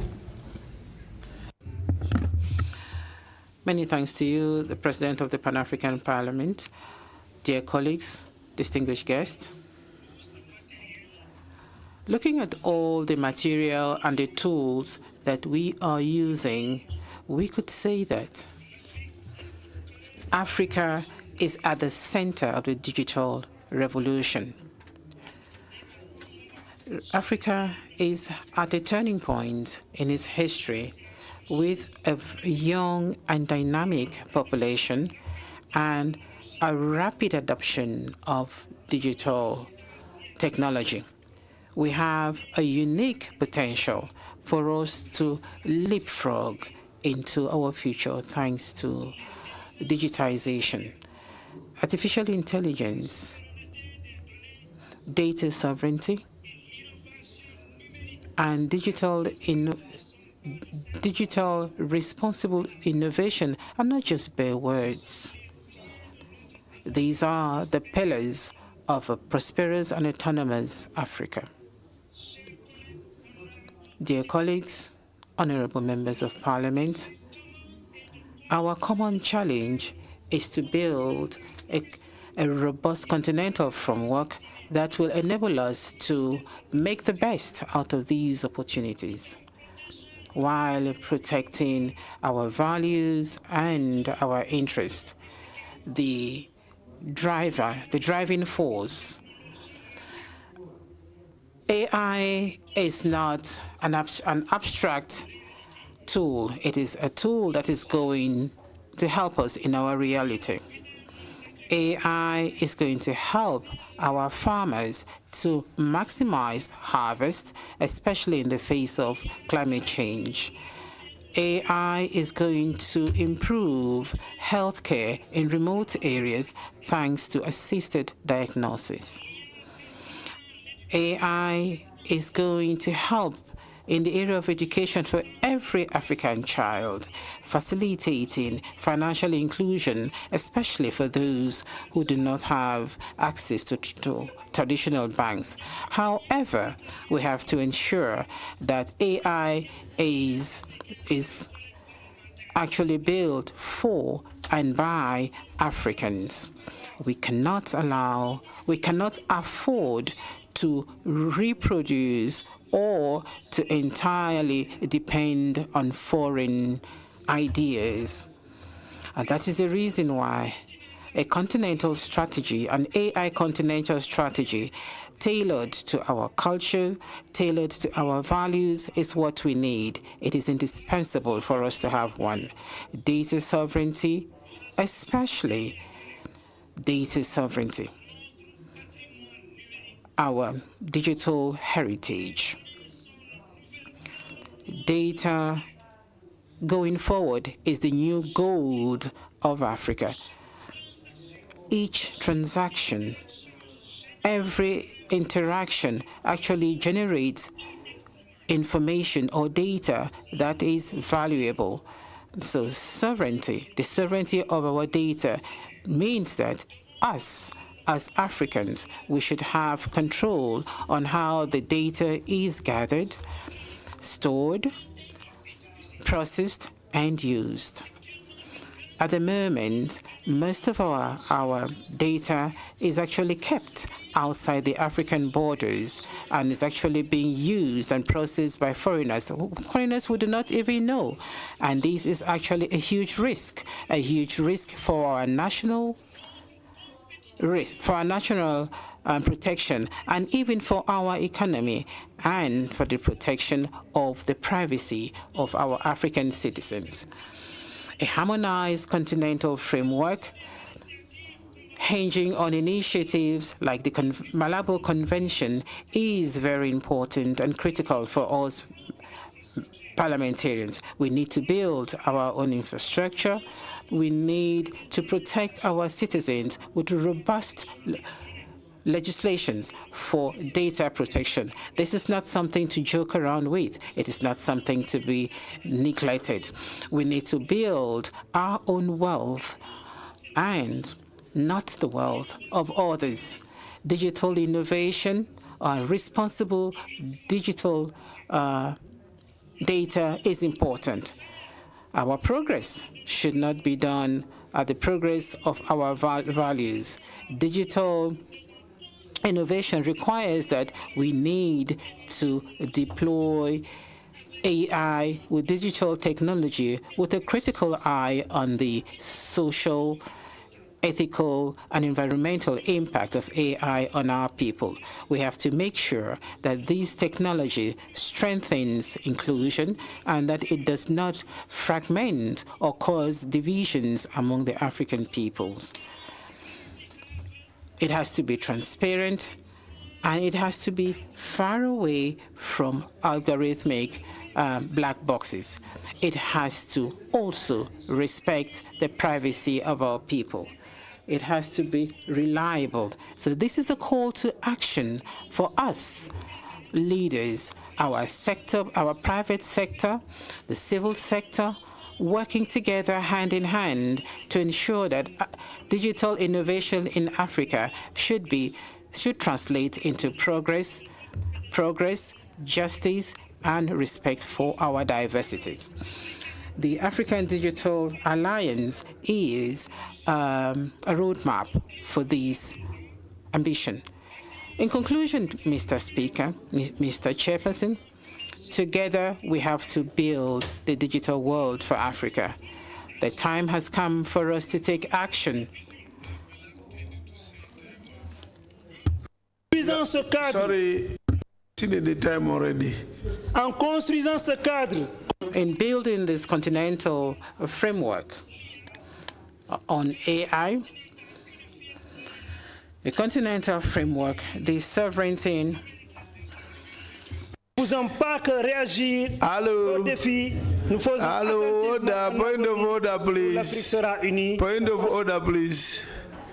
Point of order, please. Can you stand up? Can you stand up again?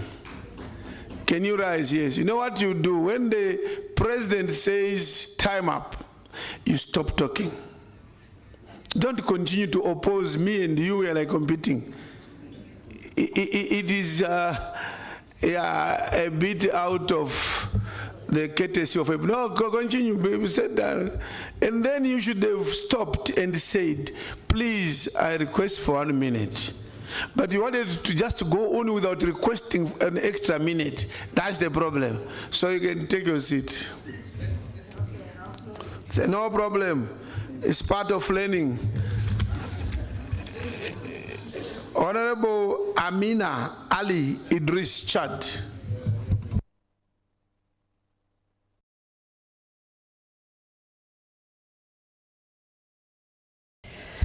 Before you start, just part of learning.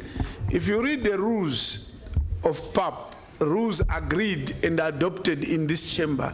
They say that once the president said order, you don't continue speaking, you take your seat. Not to remain, just take your seat and then you rise again. So just for the sake of information for the rest. When I say order, you stop, take your seat. Thank you. Thank you. Auzubillahi minash shaitani rajim. Bismillahir rahmanir rahim. Assalamu alaikum. Shukran. Thank you, Mr. President. I want to thank the presenters. The presentations they made this morning are quite rich and quite informative. And I want to thank our chairperson of the committee for presenting the report of the Lusaka workshop. Mr. President, artificial intelligence and data protection are actually at the very center of global transformation. Africa cannot afford to remain as a consumer of all this. We have to come up with our own rules, tailored to our values and to our own sovereignty. This means that our continent cannot continue to rely on technological solutions from other areas, far from or different from our priorities and our values. It is our duty as members of parliament to actually have to develop the vision of Africa on artificial intelligence based on sustainable development. As parliamentarians, as African parliamentarians, our responsibility, may I remind you, is to legislate to make sure that artificial intelligence protects the rights of our people and also ensure ethics in the area. Protect data sovereignty in Africa. Our data remain a strategic pillar, and they have to be treated and processed within the continent and not outside our boundaries. We have to encourage startups like our brother from Tunisia did say. We have to encourage research and encourage our African youth to find solutions that are entrenched in our realities, and also roping women, the youth, and vulnerable persons. They must benefit from AI and technology. And I would like to make some recommendations here, and particularly in relation to data protection. We attended a Lusaka workshop, which was really beneficial to all of us, and I want to thank Dr. Anthony. We acquired a lot of information, and I would like to share the information with you all here, especially in the area of data protection. Dear colleagues, we all know that when we travel, as soon as we travel, we quickly want to connect to the internet to inform our families that we arrived safely, exactly, without taking into account that we are exposed to the piracy of our private or personal data. When people are here in South Africa, they want physical security, but they have to be protected. But we join the Wi-Fi without knowing that we expose ourselves to the public. Because if you are connecting through the phone, you are actually exposing yourself to piracy.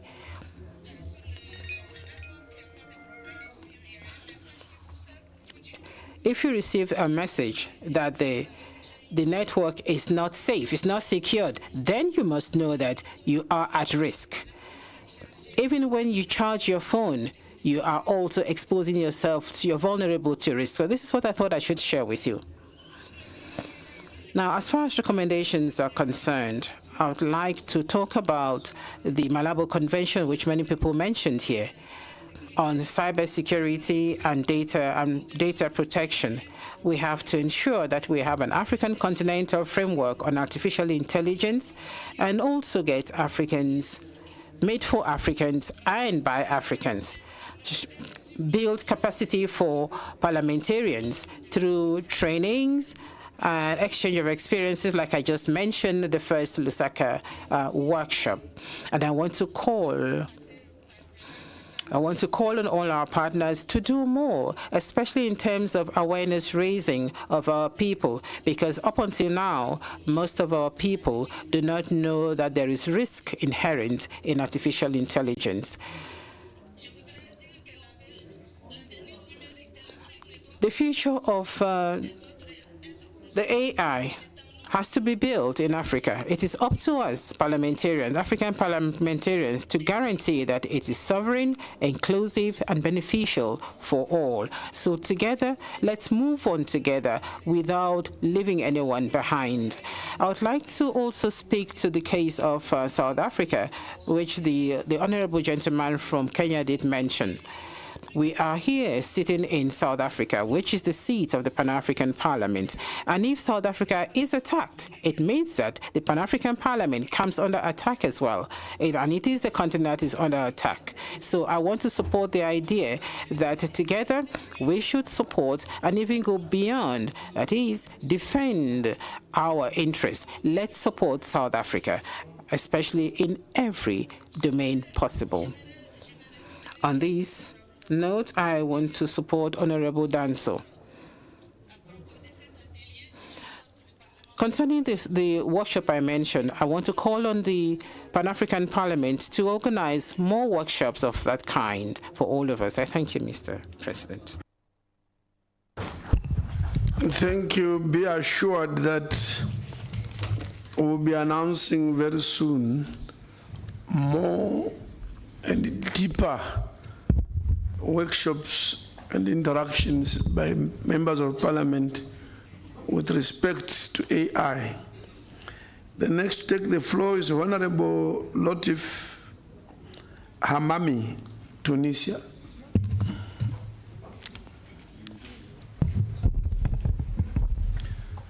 Shukran.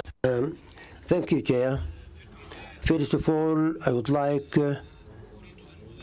to remind you that today it is the 68th anniversary of the Republic of Tunis, and I would like to express my congratulations for Mr. Kais Said, the President, and the members of the Cabinet and all the Tunisians for this anniversary. Mr. Chair, digital innovation is very important in Africa because we have the use of the cell phone and we have a lot of challenges, and then it will be difficult to use artificial intelligence, and we have a number of use for digital use in Africa. First of all, we have to use remote medication and to use the internet, which will reduce visiting the hospitals, and also to use applications so as to control the diseases and to have the data, health data, and to have research through the messages to send it to the patient to receive the medicines, and to manage the medical records, as well as to digitalize the data so as to be easy to have the access to the files. So we have some problem in Africa because we lack the infrastructure in Africa for the internet and communication in certain areas in Africa, and then we have the problem of several security, and also some of the people in the health field, they don't have the skills to use these technologies in Africa. And also sometimes also we have a problem of finance. Sometimes we feel the finance. So in conclusion, despite of these difficulties, the digital innovation and artificial intelligence is very important to use it for the healthcare, so as to provide and to support the sustainable development. Thank you. Thank you very much. Honorable Safia Jibril of Djibouti. Assalamu alaikum rahmatullahi wa barakatuh à toutes et à tous. Thank you. Mr. President, for giving me the floor. For starters, I would like to thank and commend all the speakers, the presenters who took the floor here to make a presentation on artificial intelligence. My concerns have already been covered by my colleagues, but I just want to share a small experience with you, if you do allow me, Mr. President. Firstly, I would want to say that in Djibouti, we have put in place a digital ministry in 2021. This ministry on digitization was actually established to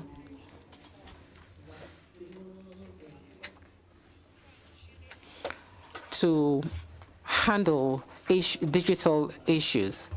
It is a ministry that caters for artificial intelligence and other digital matters. The digital code was also adopted in 2025 at Parliament after 1 year of discussions at the level of the government, because some ministers actually felt that they were being stripped of their powers, and especially when it comes to creating new agencies in this new ministry. So I can confirm to you that it wasn't easy for us to bring in this initiative into our country, Djibouti, but we succeeded thanks to a very strong political will. May I also announce here that in the Ministry of Education, there was an initiative called Intelligent or Smart Classes. So that is, some classrooms do have computers for the children, for the students to learn computer sciences. My concern here, and this was already raised by some of my colleagues, my concern here is, what are we going to do? Aren't we putting the cart before the horse? Because, like somebody was saying a while ago, my colleague from Kenya, that only 30% of our population do have access to internet. And sometimes connectivity is extremely poor. And so, who are we helping if we come in with artificial intelligence? If we do not have access to the internet in some countries, we do not have the means. My second point is the safety, security, data security, because there are many hackers who are actually stealing our data, be they personal data or official data. They're being stolen by hackers. So my question is, how are we going to take this forward? How are we going to take this forward to avoid these kinds of situations? And also sometimes we do have blackouts. We do have hackers actually cause blackouts, digital blackout in our countries. And this is extremely serious. So don't you think that Africa should first of all think about, our dear Africa should first of all think about installing internet, securing internet before we step into artificial intelligence? Because as you all know, when you look at if you look at the many applications, you can see that even people are being made, faces are being made, voices are being made to talk on behalf of other people. And so we have to reflect on this matter very seriously. Thank you, Mr. President. Thank you, Shukran. Next to take the floor is Honorable Kumbi Lomu Bedo, Ethiopia.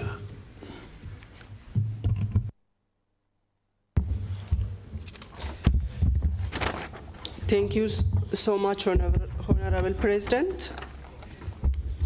Thank you, dear colleagues. First, I would like to thank all presenters, in particular my sister, Dr. Baja, for her outstanding presentation. I would like to thank her. And the topic is very important for us, and such topics must proceed in next session also. Having said this, today we are in a big, we are discussing in a big agenda. Artificial intelligence is a very crucial issue. We can't avoid it, and it is not a choice.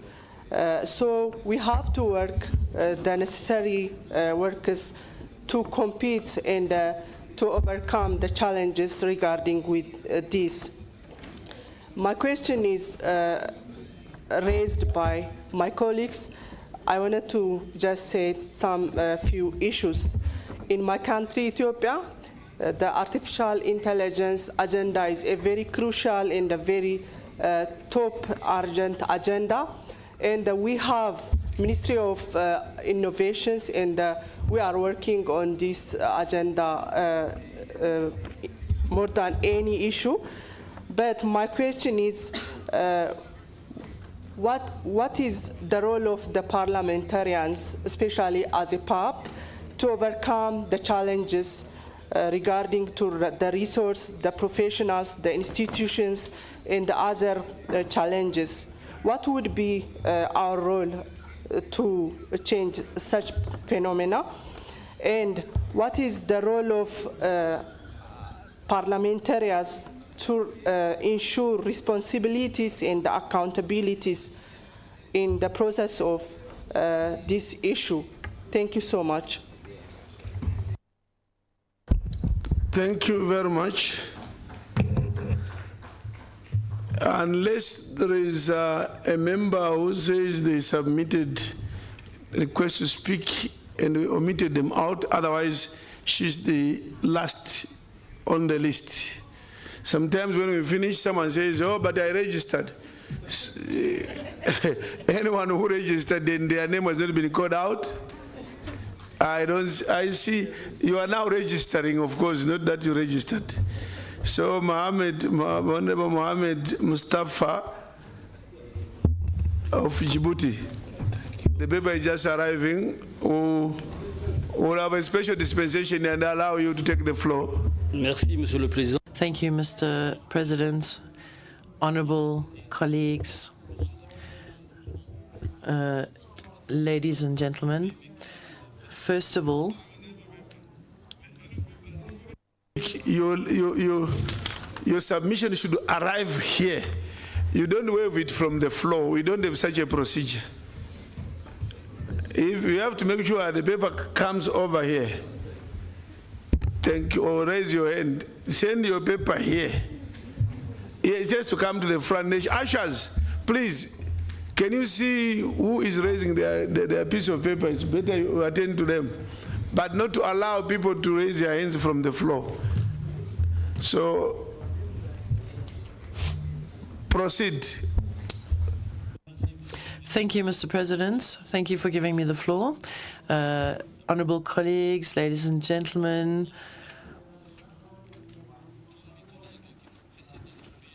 as my colleagues have already said, I would also like to congratulate the speaker for the presentation from the Transport Committee, the committee that I am a part of.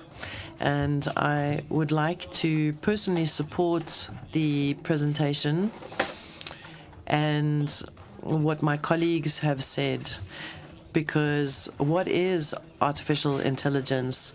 This is a question we need to ask ourselves as parliamentarians in order to be able to legislate on this issue. And it's an issue that concerns all countries, not just African countries. We cannot afford to be spectators to this digital revolution that is taking place.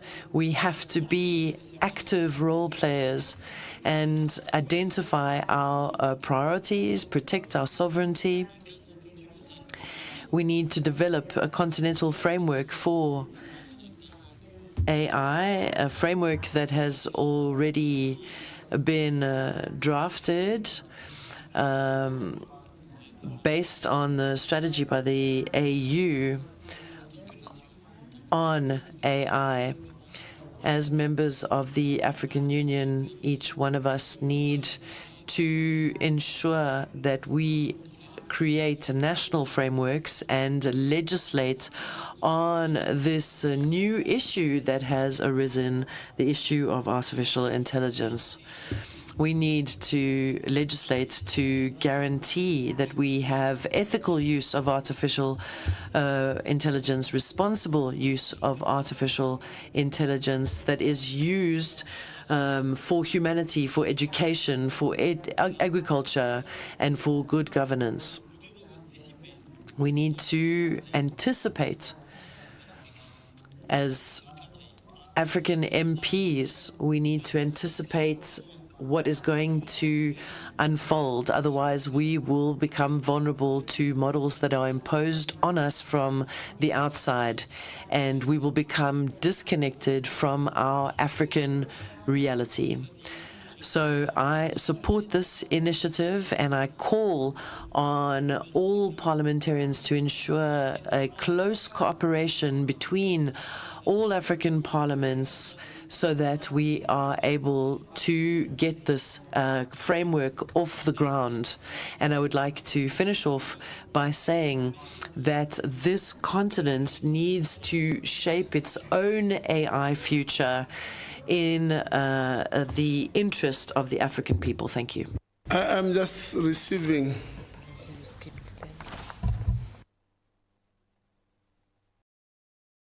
but the document is just arriving, but they had registered. I think yesterday, the names are typed, and they are 1, 2, 3, 4, 5, and they call out the names. Mamelo Mpoko, Honorable Epson Chiziva, Elizabeth Masuku, Jennifer Wibabara, and Fateh Botbik. I'll give you the floor, starting with Honorable Mamelo Mpoko. Sorry, whatever happened, your name is just arriving, but you did register, I think, a day or 2 days ago. I think the letter was lost, the document was lost somewhere in the offices. So, Honorable Mamelo Mpoko.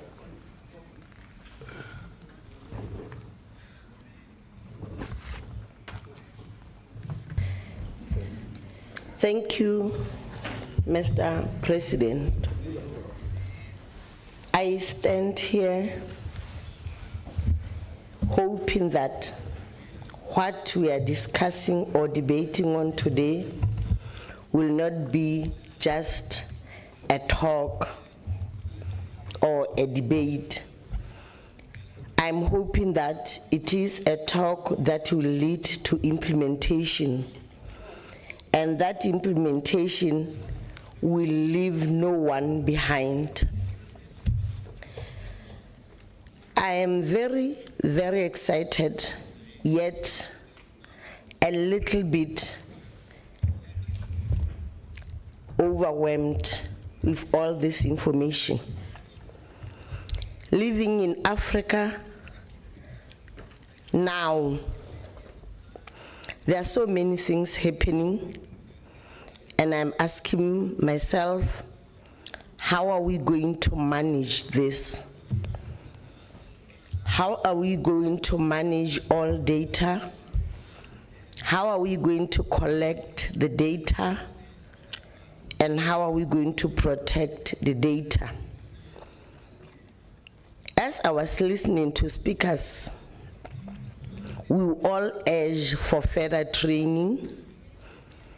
We all urge for collaborations and agreements between countries, maybe between regions, so that we are able to do proper controls. I understand that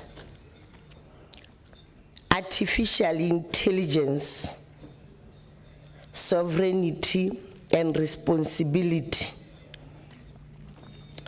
have many aspects that must be understood.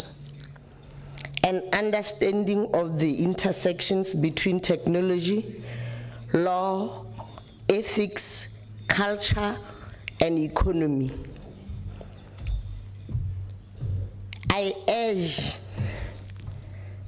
leaders that no stone should be left unturned, because if we do, Africa will be in fire. I was fortunate, I think, to be part of the Lusaka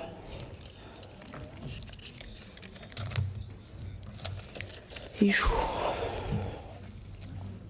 And while I was there, I realized, or I heard part of us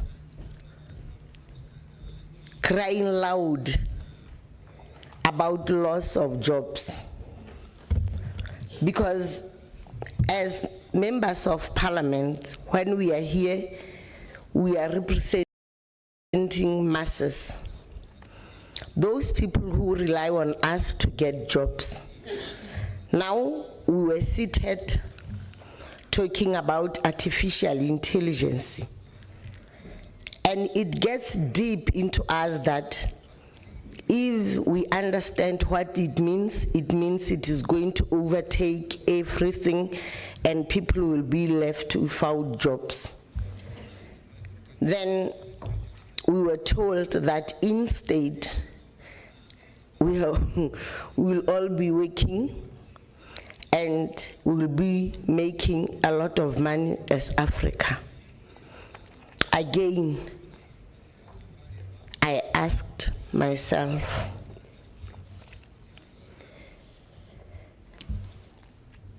Africa will be making a lot of money if everything is implemented well. We are talking about Africa.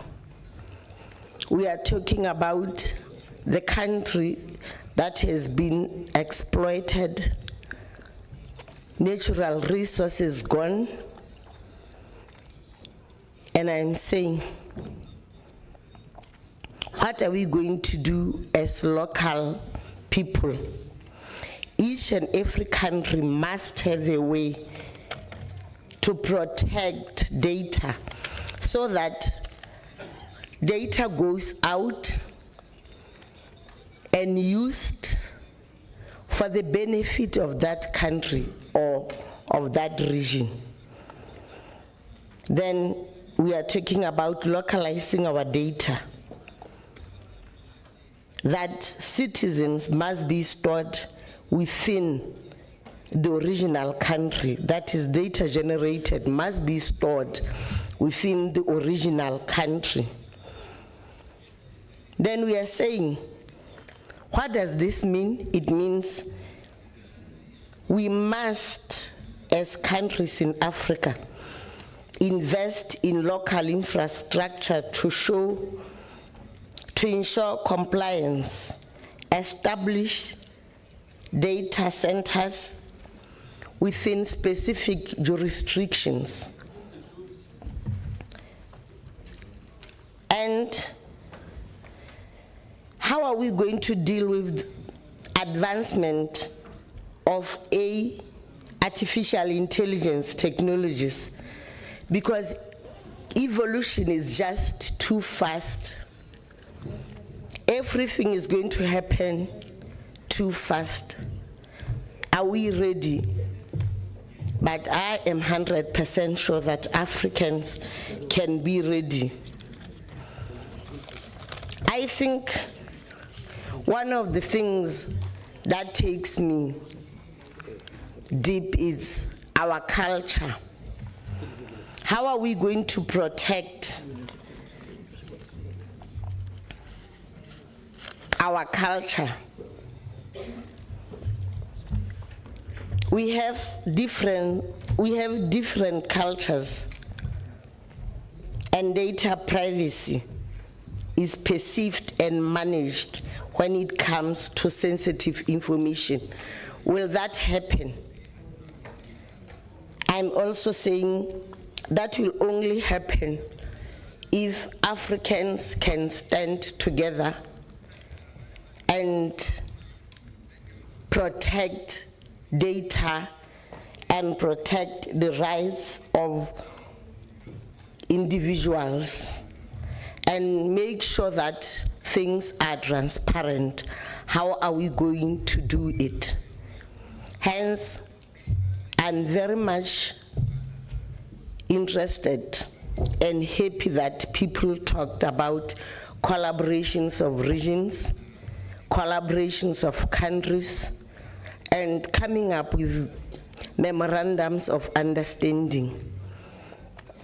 I would talk the whole day, Mr. President, but I'm saying thank you very much. Thank you very much, Riaboa. Honorable Epmo Chidziwa, Zimbabwe. Thank you, Mr. President, for the opportunity to add my voice on the issue of artificial intelligence. For me, Mr. President, it is time to invest in AI education and research to build a skilled workforce and foster innovation, to develop AI infrastructure, to support AI development and deployment, promote AI development in various sectors to drive economic growth and improve lives, establish AI governance frameworks that are aligned with African values, priorities, and regulatory requirements, then prioritize inclusivity and accessibility to benefit all segments of society, especially the marginalized communities. We also have the key areas that we have to focus on, especially on our culture and language. Firstly, where are we with the standardization and documentation of our traditional medicine practices for us to be able to facilitate integration into AI system? Data collection and validation, collaboration with the traditional healers, development of AI-powered platforms for ease utilization of the information, incorporation of local knowledge to promote cultural sensitivity and ensure traditional medicine practices are respected and valued. We must also push for all language documentation using AI tools, language learning platforms to be in place to promote linguistic and diversity, preserve cultural heritage, and ensure we have digital storytelling platforms to preserve African history and cultural narratives. If Africa embraces AI in a cultural sensitive way, Africa can harness its potential to promote cultural diversity and preserve heritage and drive innovation. Mr. President, Zimbabwe has taken several steps to embrace artificial intelligence and leverage its potential for economic growth and development. Key initiatives in Zimbabwe are there is now a national AI policy framework that has been completed, multi-stakeholder AI committee that has been set as an advisory body, investment in AI localization, developing solutions that address specific Zimbabwe challenges, partnership with collaboration with the global tech giants, Google Cloud and Anthropic. Cyber and Data Protection Act is now in place. Thank you. Thank you, Honorable Elizabeth Masuku, Zimbabwe.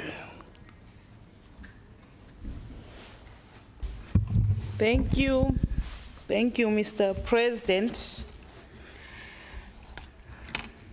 Mr. President, building Continental framework for AI data protection and responsible digital innovation in Africa is crucial endeavor.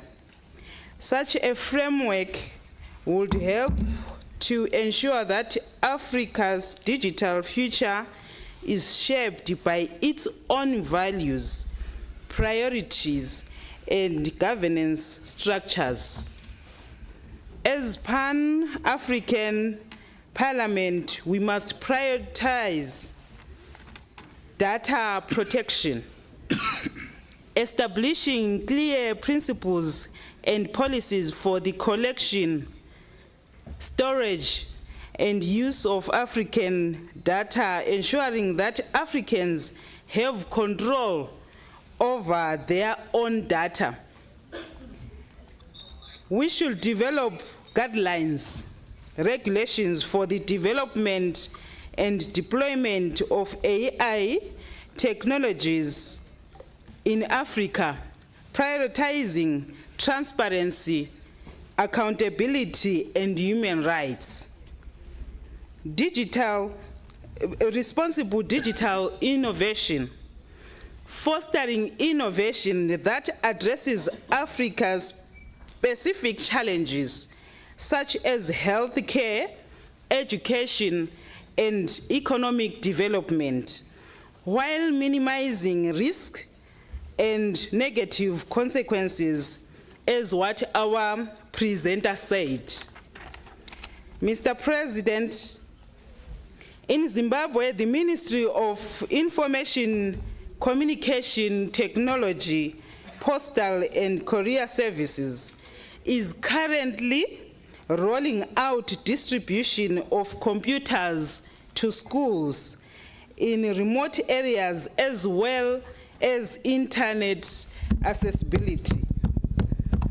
Recently, the government of Zimbabwe issued a license of Starlink to fully operate in the country. This has introduced fast-speed internet, which will also be rolled out to academic and business institutions, among other users. Mr. President, Parliament must oversee the equitable rollout of AI in member states by ensuring that everyone, regardless of location or socio-economic status, has equal access to technology and digital literacy skills. The adoption of AI must leave no one and no place behind. Mr. President, the AU Pan-African Parliament could play a key role in developing and implementing AI in the continent for the best of our Africa. Let's speak with one voice as Africa. I thank you.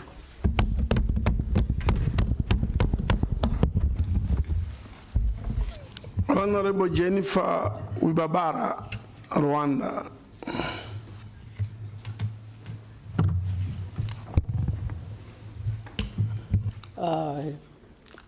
Your Excellency, I stand on the all protocols established.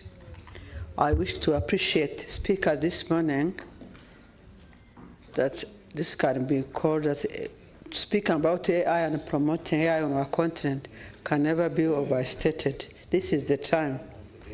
Mr. President, with the AI strategy, I believe African Union should require member states to align their national plans accordingly.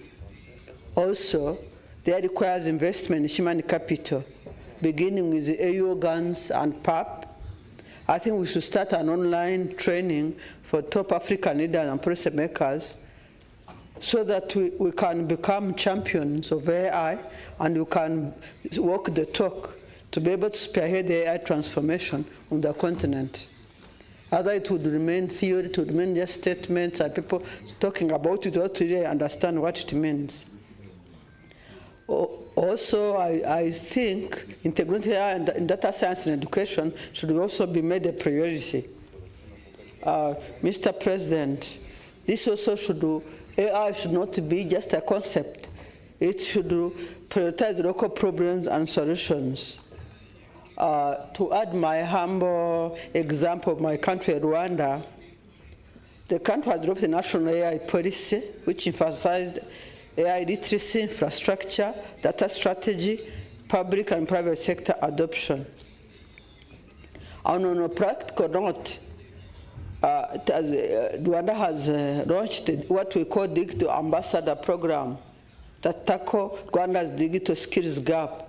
This is a program that engages youth literate in AI that they deployed across the country to deliver digital skills at the community level. They train citizens to access and use digital platforms. And since they operate at the grassroots level, this has made Rwanda, that's from 2007 to 2024, they have trained above 3 million people. Now Rwanda moved from 10% digital literacy to over 75%.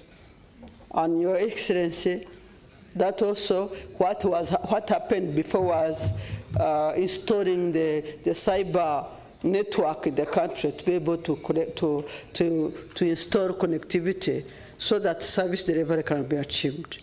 Thank you, sir. Thank you. I think now, last but not the least, Honorable Fashi Botbik. شكرا السيد الرئيس. Thank you, Mr. Chair.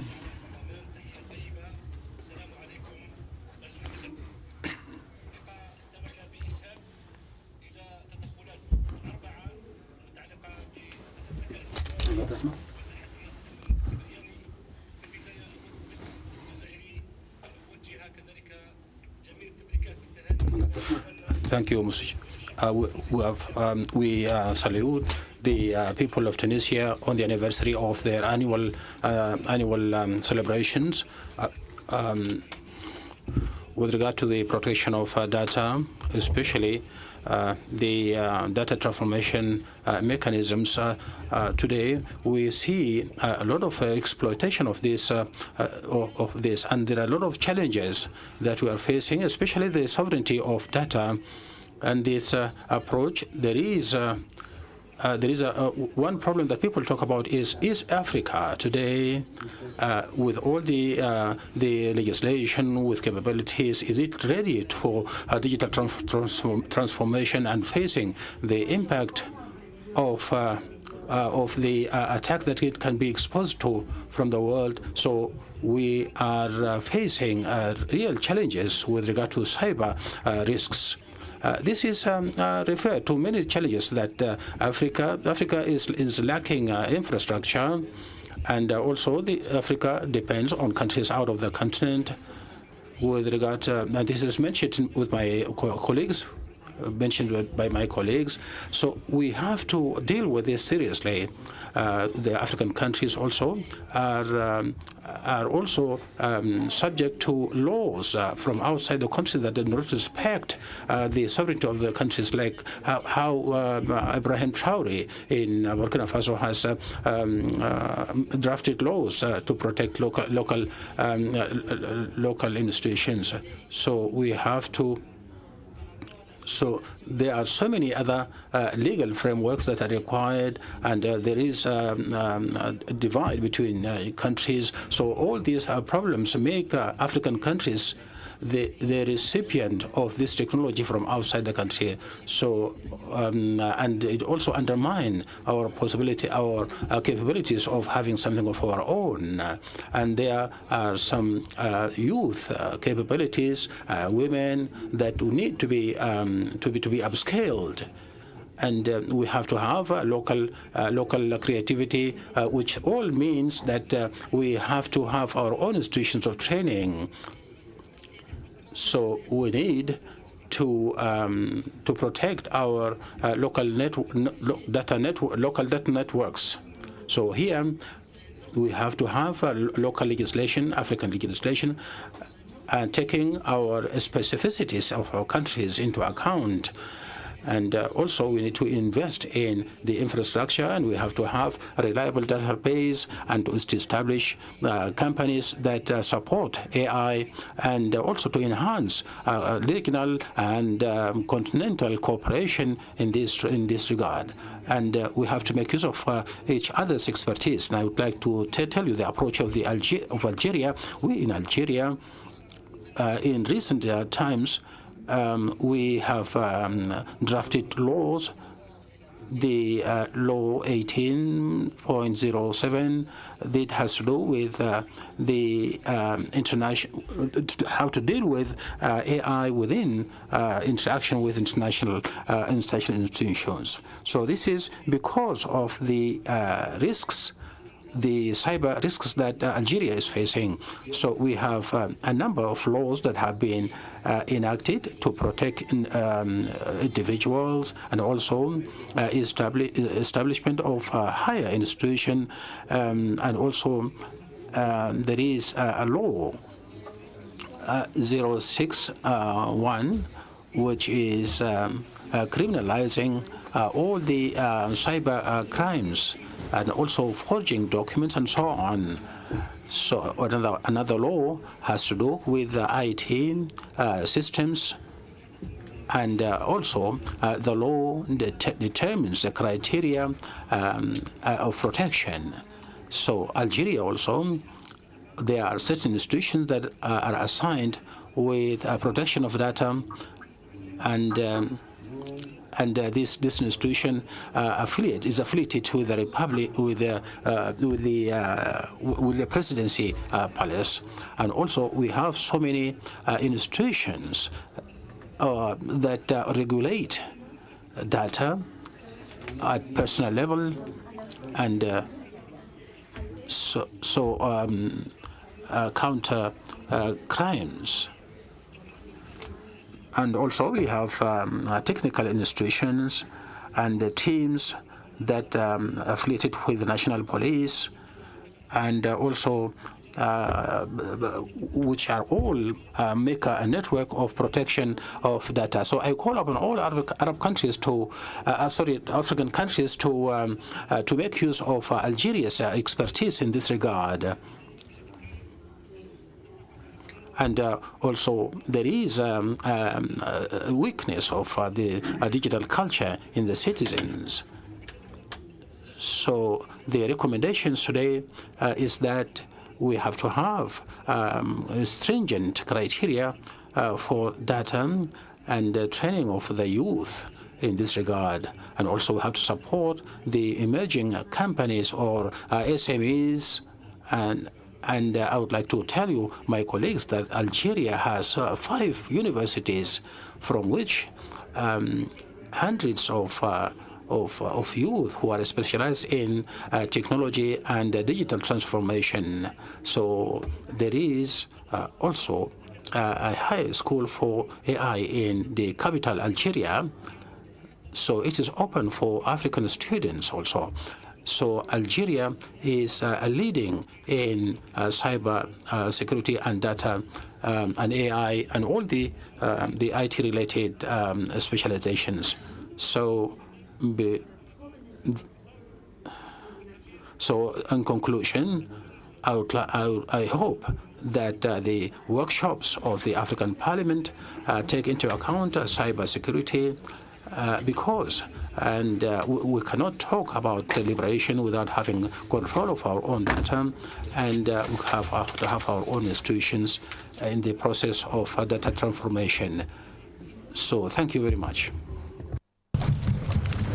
Thank you. I almost said time is up, but because you are the last speaker, I allowed you to go on and on so that you wrap up everything. Thank you very much. It is now 1:07. 1:07, and at 2 o'clock we have a very important gathering in the chamber involving outsiders. Some high profile, whatever profile people are coming to join us. So we cannot afford to be late for 2 p.m. Now, there are those who are responding. Look, let's not start another debate. Can you have your points, just 1, 2, 3, 4? Just 1 minute, just touch on points. Touch on points only, please. We need to break now and go for lunch so that we are back at 2 o'clock. The chair of the committee responsible for this debate or topic, Honorable Baja, starts to respond. Le français ne passe pas. Sorry? Le français. French is not going through.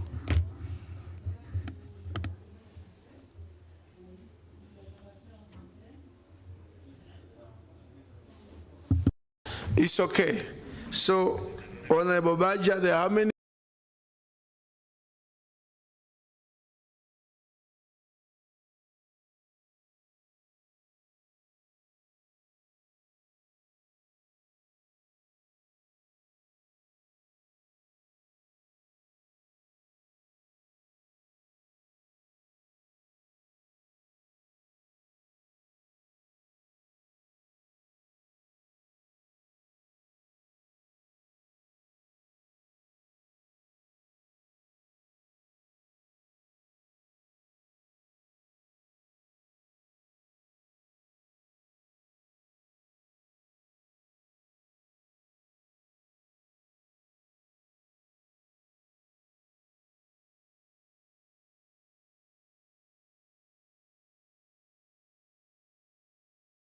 I want to respond.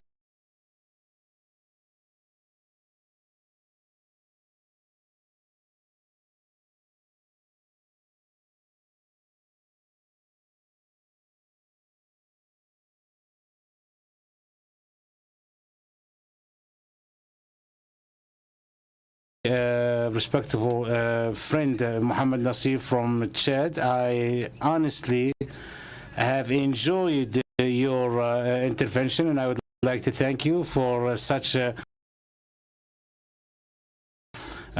precise and perfect Arabic. I would like to reply to you that the technology by itself is not enough if it's not based on laws that can protect and safeguard freedom, especially when it comes to artificial intelligence. I would like to thank the honorable members from the Republic of Tunisia, and I would like to thank them for their national pride. Zimbabwe, Senegal. And I would like to thank the honorable member from Senegal on all the interventions that were on to the level. I would like to thank as well my colleague Esther from Kenya. Thank you very much. I do appreciate your support. I'm proud of your support. Honorable members in the African Summit, I have spoke to an African digital future based on the idea of building an integral and complete African system in order to enhance the artificial intelligence, whereby we can be emancipated from all the external ties. I have requested as well to have the establishment of specialized institutions in the AI and institutions that can tackle all the issues of transport, education, agriculture, and the rest.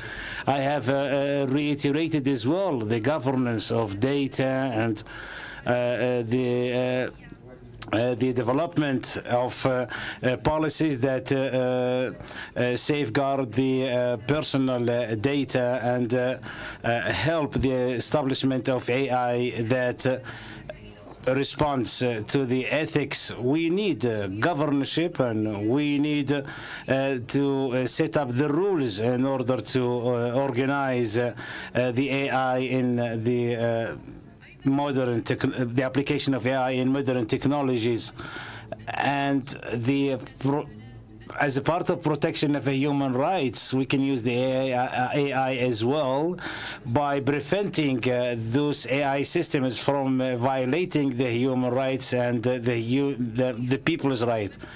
I have reiterated as well the need to adopt the AI in all the fields and the investment in industry together with the continuous assessment of the applications of AI in education, health, and industry and transport. Thank you very much, Honorable Chair. This is my reply. Thank you. Shukran. Shukran. I now invite Professor Miriam van Reysen to respond. Again, 1 minute. Thank you very much, Mr. President. It was a great honor to participate and to listen to all the important interventions by the honorable members.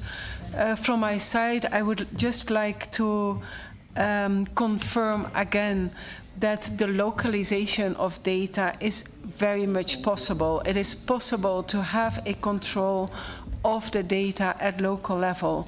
So the decentralization as opposed to the centralization of data, it is possible, and it will make AI more relevant. So I did agree with all of the concerns that were raised on that issue, and I also believe that laws and regulations that strengthen the data autonomy, the data sovereignty, and the control over the data at whatever level is appropriate is the way forward, as many honourable members agreed as well. Thank you, Mr. President. Thank you for being brief, Professor. You are saying localization is possible. The next meeting or workshop will be how. So go and prepare for the next workshop, or how do we do it? And what capacities do we need? And how is that capacity transferred to us? Go and prepare on that one. Our next will be Dr. Anthony Mveange. Thank you. Thank you, Mr. President. Thank you, honorable members of the Parliament. Very hot conversation, and it's my first time to be in the room. I would imagine that this is a very enriching discussion. So I don't want to respond to specific questions, but I think I take all the questions and comments as a starting point, because African Population Health Research Center is currently in the process of finalizing an MOU with PAP. So that will open door for a lot more engagement and conversations going forward. But I forgot to single out one of our major partners that we partnered with in Zambia, GSMA. I'm not sure whether they're in the room, but these were partners that we worked together to deliver the Lusaka Declaration, which I'm glad to hear that most members of Parliament who were there speak so highly. Now, in terms of quickly, what are the quick responses? Number one, and I'll speak on behalf of APHRC as an organization, we are ready to train members of Parliament. Honorable members of Parliament, we are ready to train, and as we speak, we promised to do another round of training in September this year for the entire Parliament, if members of Parliament will be available. We have also committed to next year, as part of learning, to take members of Parliament to China during the Mobile World Congress to expose them to AI and how AI is functioning globally. We are going to, in terms of training, also we'll focus on governance, on policy issues, and also on AI. Number two, we have committed, and once we sign the MOU with PAP, to provide technical support to PAP MPs, particularly on cybersecurity and AI frameworks. I have heard members mentioning AI frameworks, continental-wide frameworks, AI charter. We are very much aligned, and we are keen to, once we sign the MOU, institutional MOU, to explore ways in which we can support the Parliament. Number 3, we have started the Africa Digital Parliamentary Summit. This is not a once-off event. In collaboration with our partners GSMA, we want to make sure this is going to be an annual event that will convene parliamentarians to engage on matters, AI, and many more within our realm of influence and policy making. In terms of e-governance, we are working very closely. We are finalizing an MOU with APRM, Africa Peer Review Mechanism, and our intention is to work collaboratively with APRM, PAP, GSMA, and ourselves to ensure that the e-governance ambitions that APRM has also gets your mandate as parliamentarians, and we are already supporting that.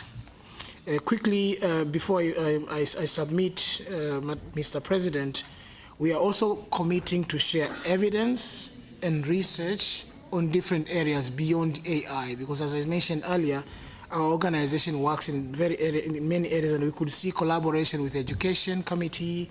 We are already collaborating with Health and Gender Committee. We are already collaborating with Transport and many other areas of interest, mutual interest that we'll be able to support.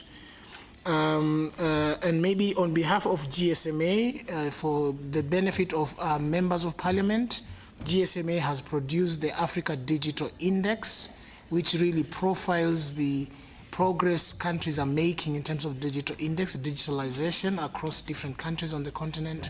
I would encourage members to review that as part of the learning of the digital landscape on the continent, but also the reports lay out challenges, opportunities, and what needs to be done from the policy angle. Thank you, Mr. Chair. Mr. President, thank you. Thank you. I wish we had more time. You are talking a lot of good things. This MOU with PAP, we are ready. We are ready to sign. Because AI is the future. Now the training in September, we are ready. We are going to give you the dates. We will be here as PAP, 22 to 27 September.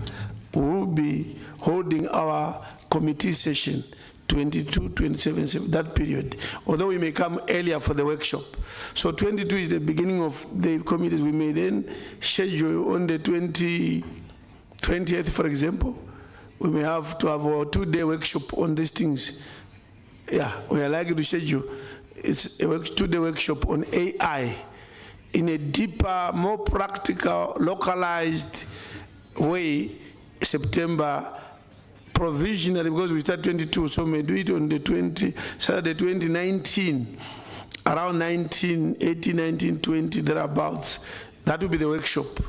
And then the committees meet from 22 to 27. So MPs, take note some of these dates as much as you can, because you want to plan also that we are going to do that. And then the training to China, again, much welcome. We'll hear from you. And the numbers, how many MPs will go to China. We are about 275, or maybe minus those out, about 230. So if you take 230 all to China, the best. That will be the best. Lastly, and this one can do 1 minute, is the AI specialist who presented earlier on, Gregory Isaacson. In 1 minute, what do you have to say after the debate?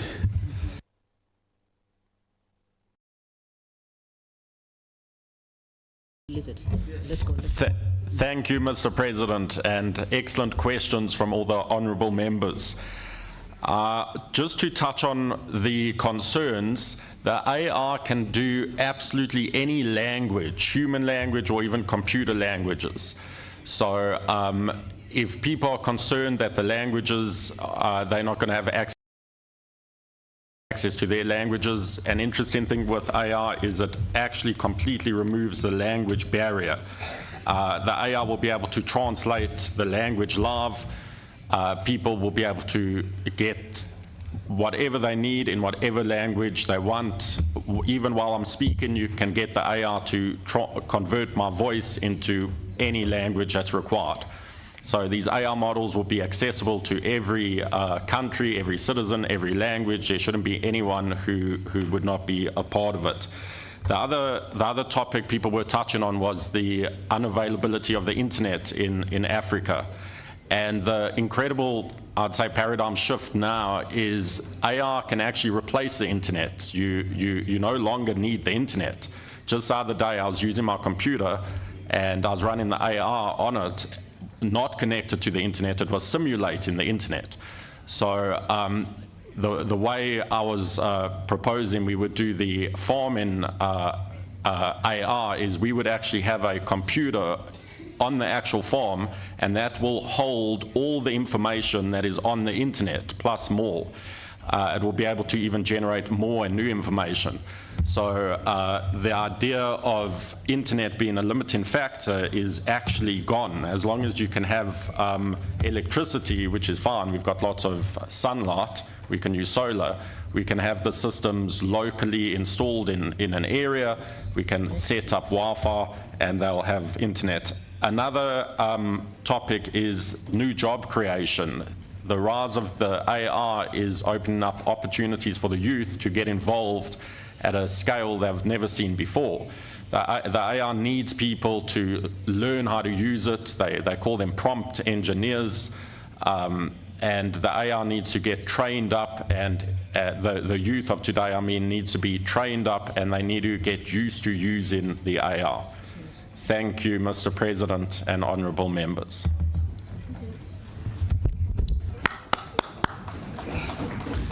Thank you. Can we clap for all the presenters?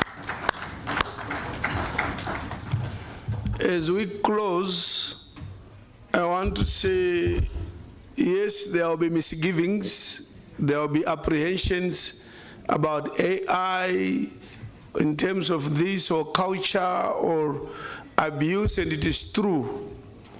But I'm reminded of a writer who says, please, reality testing is very important. AI is a reality. It's here to stay and grow. So the best is not to run away from it, but to make sure that you are part of it. And then you can complain and direct it from within, not from outside. And it reminds me of a writer, a novel by Ngugi wa Thiong'o, I think, The River Between. When the education system was brought in slowly by the whites, I think this was East Africa, I think in Kenya. And people are saying, no, this, they want to poison our minds. We should not send our children to school. And then in that novel, someone says, look, if you want to defeat the colonizer best, go and learn his ways. Then knowing how he thinks and what he wants to do, you can defeat him. And indeed, we went to school and then liberated ourselves, speaking even their language. So AI, join it.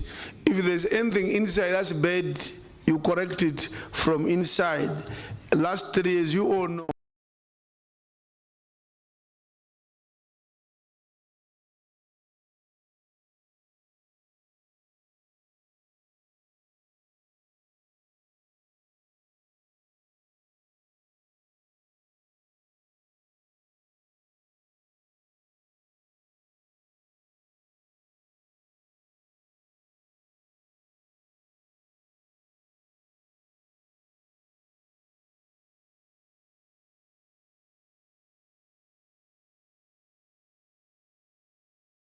Sit without MPs, and MPs are encouraged, please, to be in the chamber by 2 p.m.